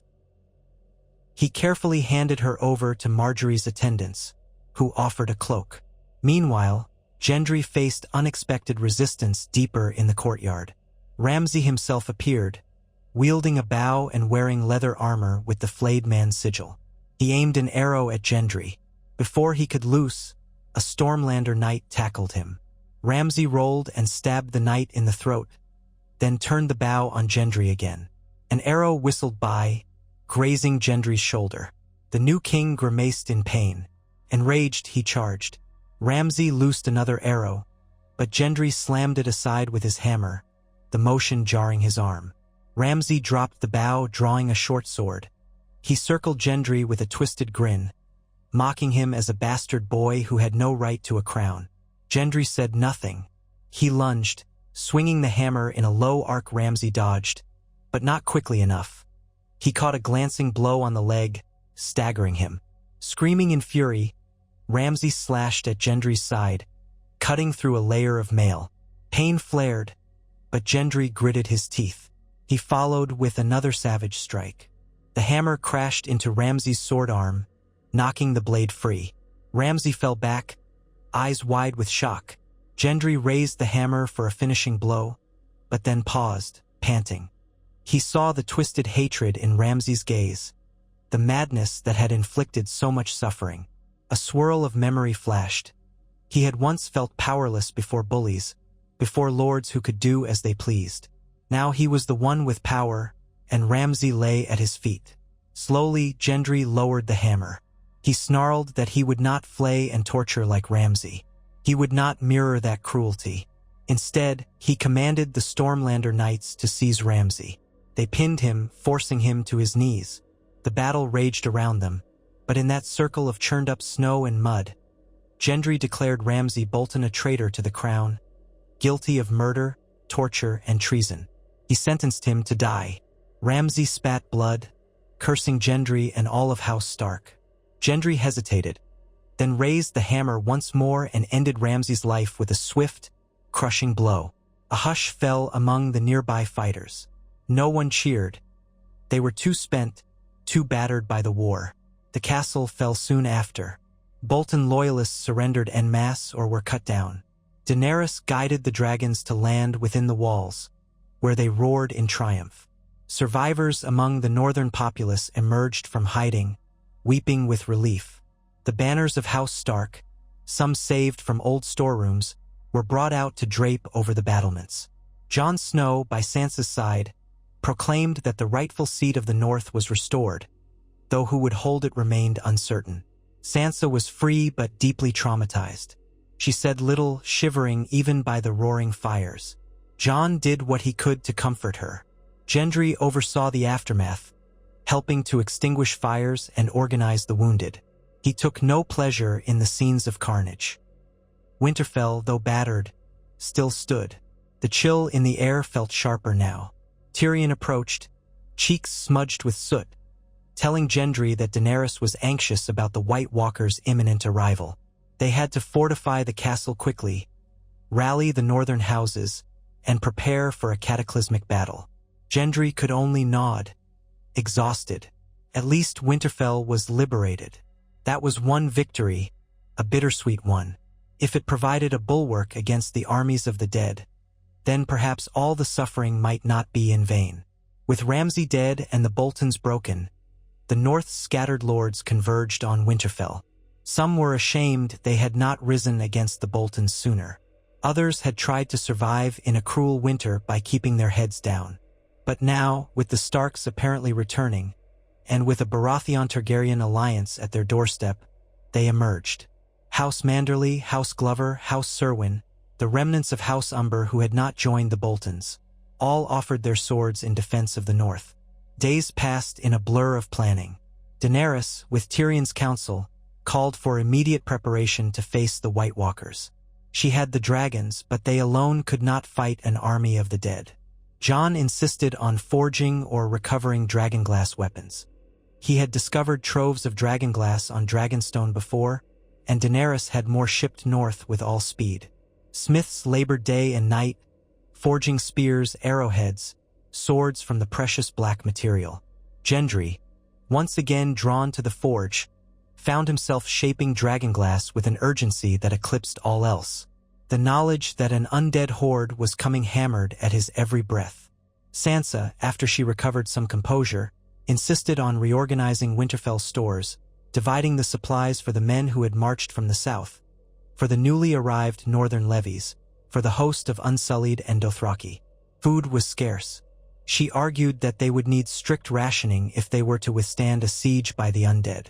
Daenerys recognized Sansa's competence, praised her for it. Marjorie offered to help, bridging the gap between southern and northern sensibilities. Slowly, a spirit of cooperation took root within the battered halls of Winterfell. Then, at last, the watchers on the walls spotted movement on the northern horizon. Through blowing snow, dark shapes appeared, thousands, perhaps tens of thousands. A cold so profound it seemed to sap the color from the sky. They were here. The army of the dead had come. The horns were sounded, echoing across Winterfell's courtyards. Men rushed to their posts. Horses whinnied, stamping in nervous terror. The dragons roared and took flight, circling overhead. Gendry joined Jon and Daenerys on the battlements, hearts pounding. Through the swirling snow, they caught glimpses of pale figures, some on undead horses, some on foot, ranks upon ranks. The White Walkers themselves, tall and silent, led the horde, eyes glimmering with icy malevolence.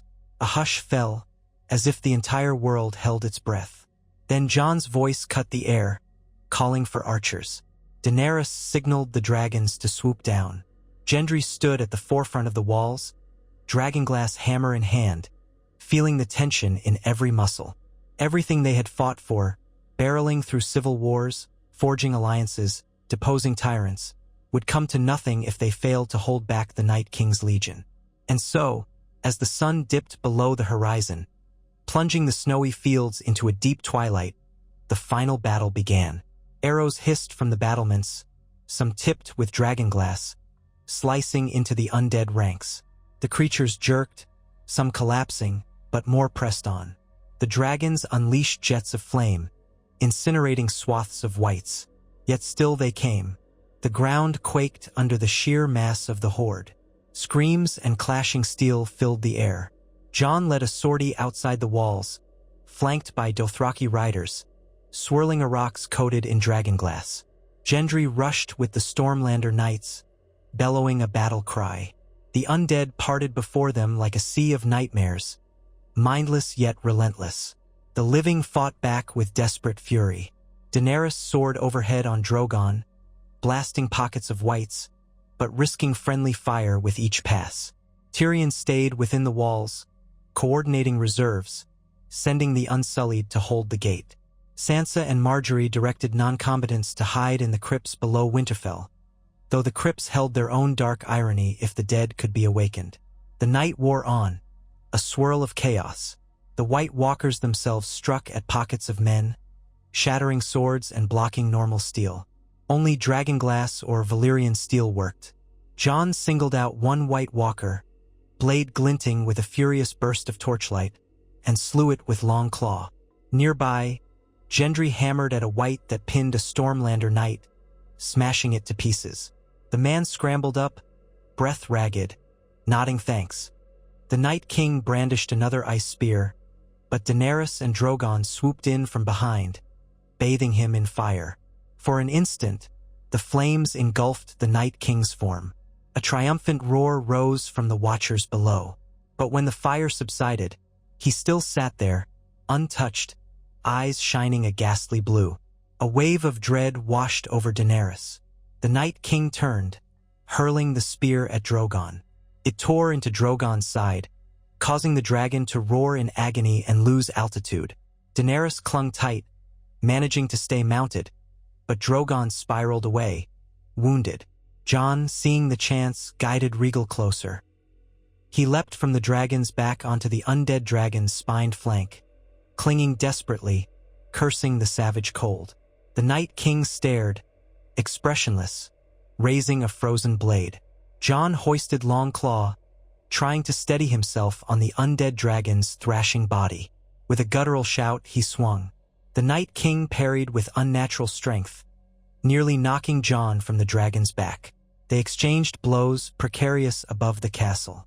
Meanwhile, Rhaegal snapped at the undead dragon's neck, seeking to tear it asunder. Below, Gendry could barely see them through the swirling snow, only glimpsing shapes in the sky, hearing roars and clangs. He forced himself to keep fighting, leading a final stand at the gates.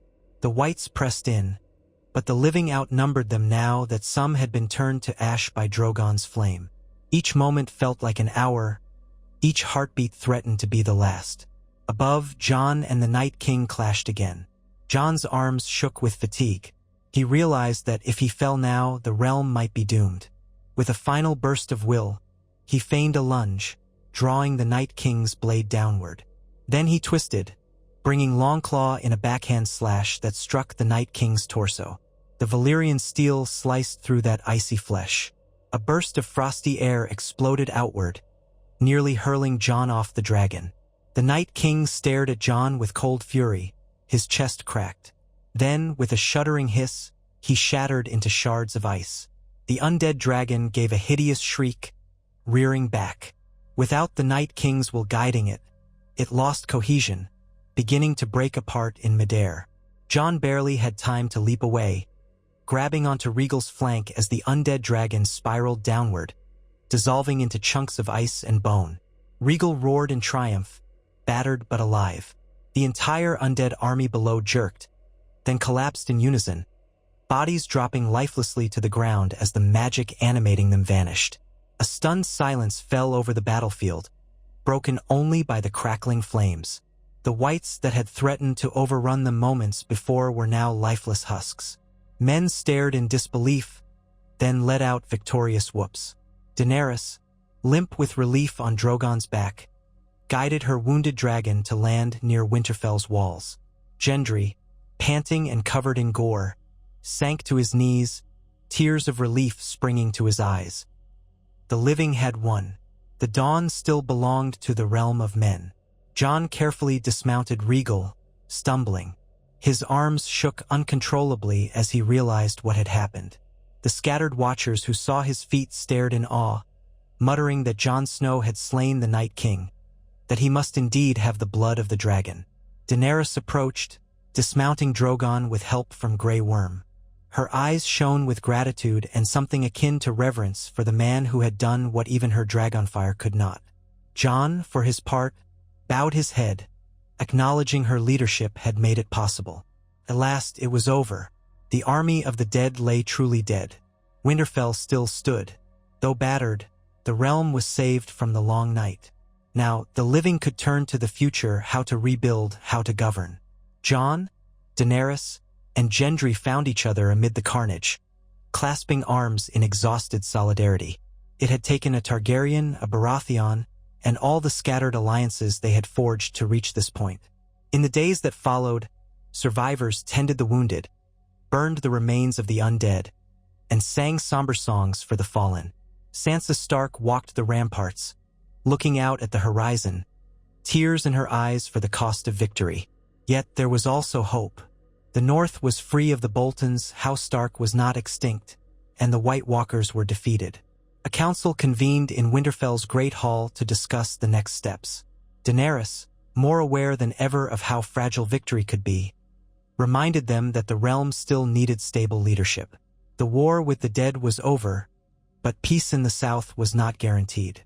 Cersei Lannister might still lurk in the shadows.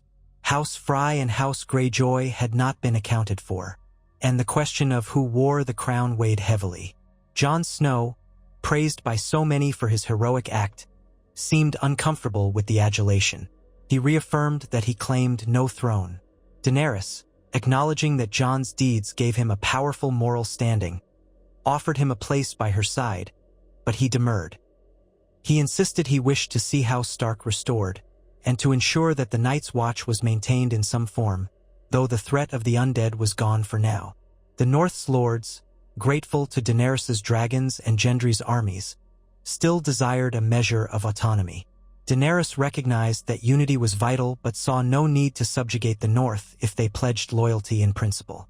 Gendry, keenly aware that the realm had just survived the greatest threat in millennia, advocated for a looser confederation of the Seven Kingdoms, each with more self-governance, under a shared monarchy that upheld the realm's defense. Tyrion found the idea intriguing, a reimagining of how the Seven Kingdoms might function, preventing the endless cycle of rebellions. With careful negotiation, a new accord was drafted. It recognized Daenerys Targaryen and Gendry Baratheon as co-monarchs, the Queen of Dragons and the King of Storms, forging House Targaryen and House Baratheon into a single seat of power in King's Landing. The North would be ruled by the Starks once more, with Sansa installed as Warden of the North, though she pledged fealty to the crown for mutual defense and trade. Jon relinquished any claim, content to see his sister in Winterfell and the realm at peace, though the truth of his parentage was no longer a secret.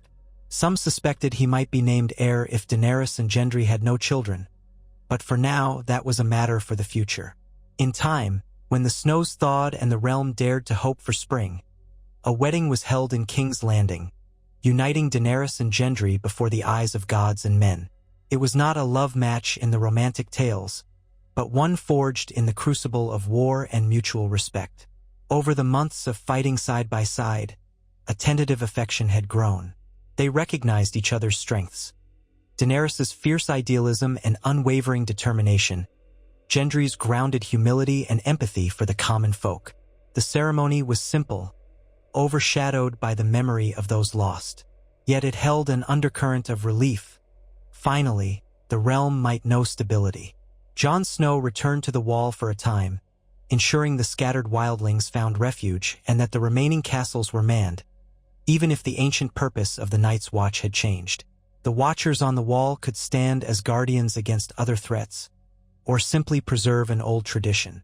Sansa reigned in Winterfell with a combination of Stark compassion and steel earned from her trials. Arya Stark, who had reappeared after the battle, refused to stay in one place.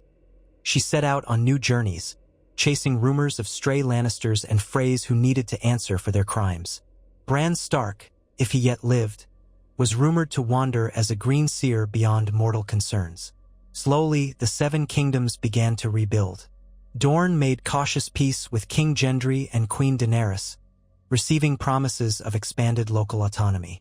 The Tyrells maintained their influence, providing abundant harvests from the Reach to feed the war-torn areas.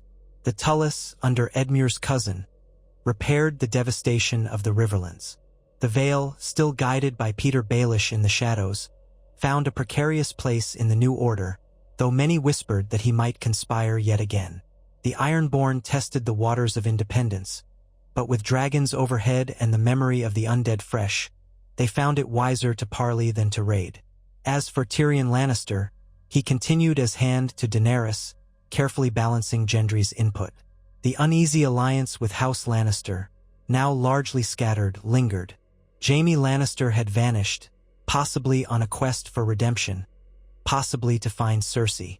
Tywin was rumored to have died in exile, consumed by rage. Some said Cersei languished in a foreign court, plotting revenge. But the realm moved on without them, forging a future separate from the old grudges. Years later, when children laughed in the streets of King's Landing, they might see their king and queen walking among them. Daenerys Targaryen, her silver-gold hair glinting, and Gendry Baratheon, tall and broad with a smith's arms. They ruled with a council that mixed both southern lords and northern representatives. The people sometimes called them the Storm and the Dragon, a phrase that eventually found its way into the new songs of bards. They were not perfect rulers. They made mistakes, faced conspiracies, and navigated the complexities of a realm that had known only war for so long. Yet, under their joint reign, the Seven Kingdoms did not fracture again. The memory of the undead, of that night at Winterfell, kept the living united in the knowledge that together they had survived the impossible. And so, in the end, a bastard blacksmith and a bastard of Winterfell, who discovered he was a Targaryen prince, changed the course of history. Their friendship and shared determination set the stage for a Baratheon-Targaryen alliance that toppled the false king, overcame the hideous terrors of the Long Night, and paved the way for a new era in Westeros. No longer did the realm boil in a stew of endless vengeance. Instead, from the shadows of war and the chill of winter, a fragile hope emerged, carried on the wings of dragons and the unbreakable will of those who refused to let the Seven Kingdoms fall to darkness.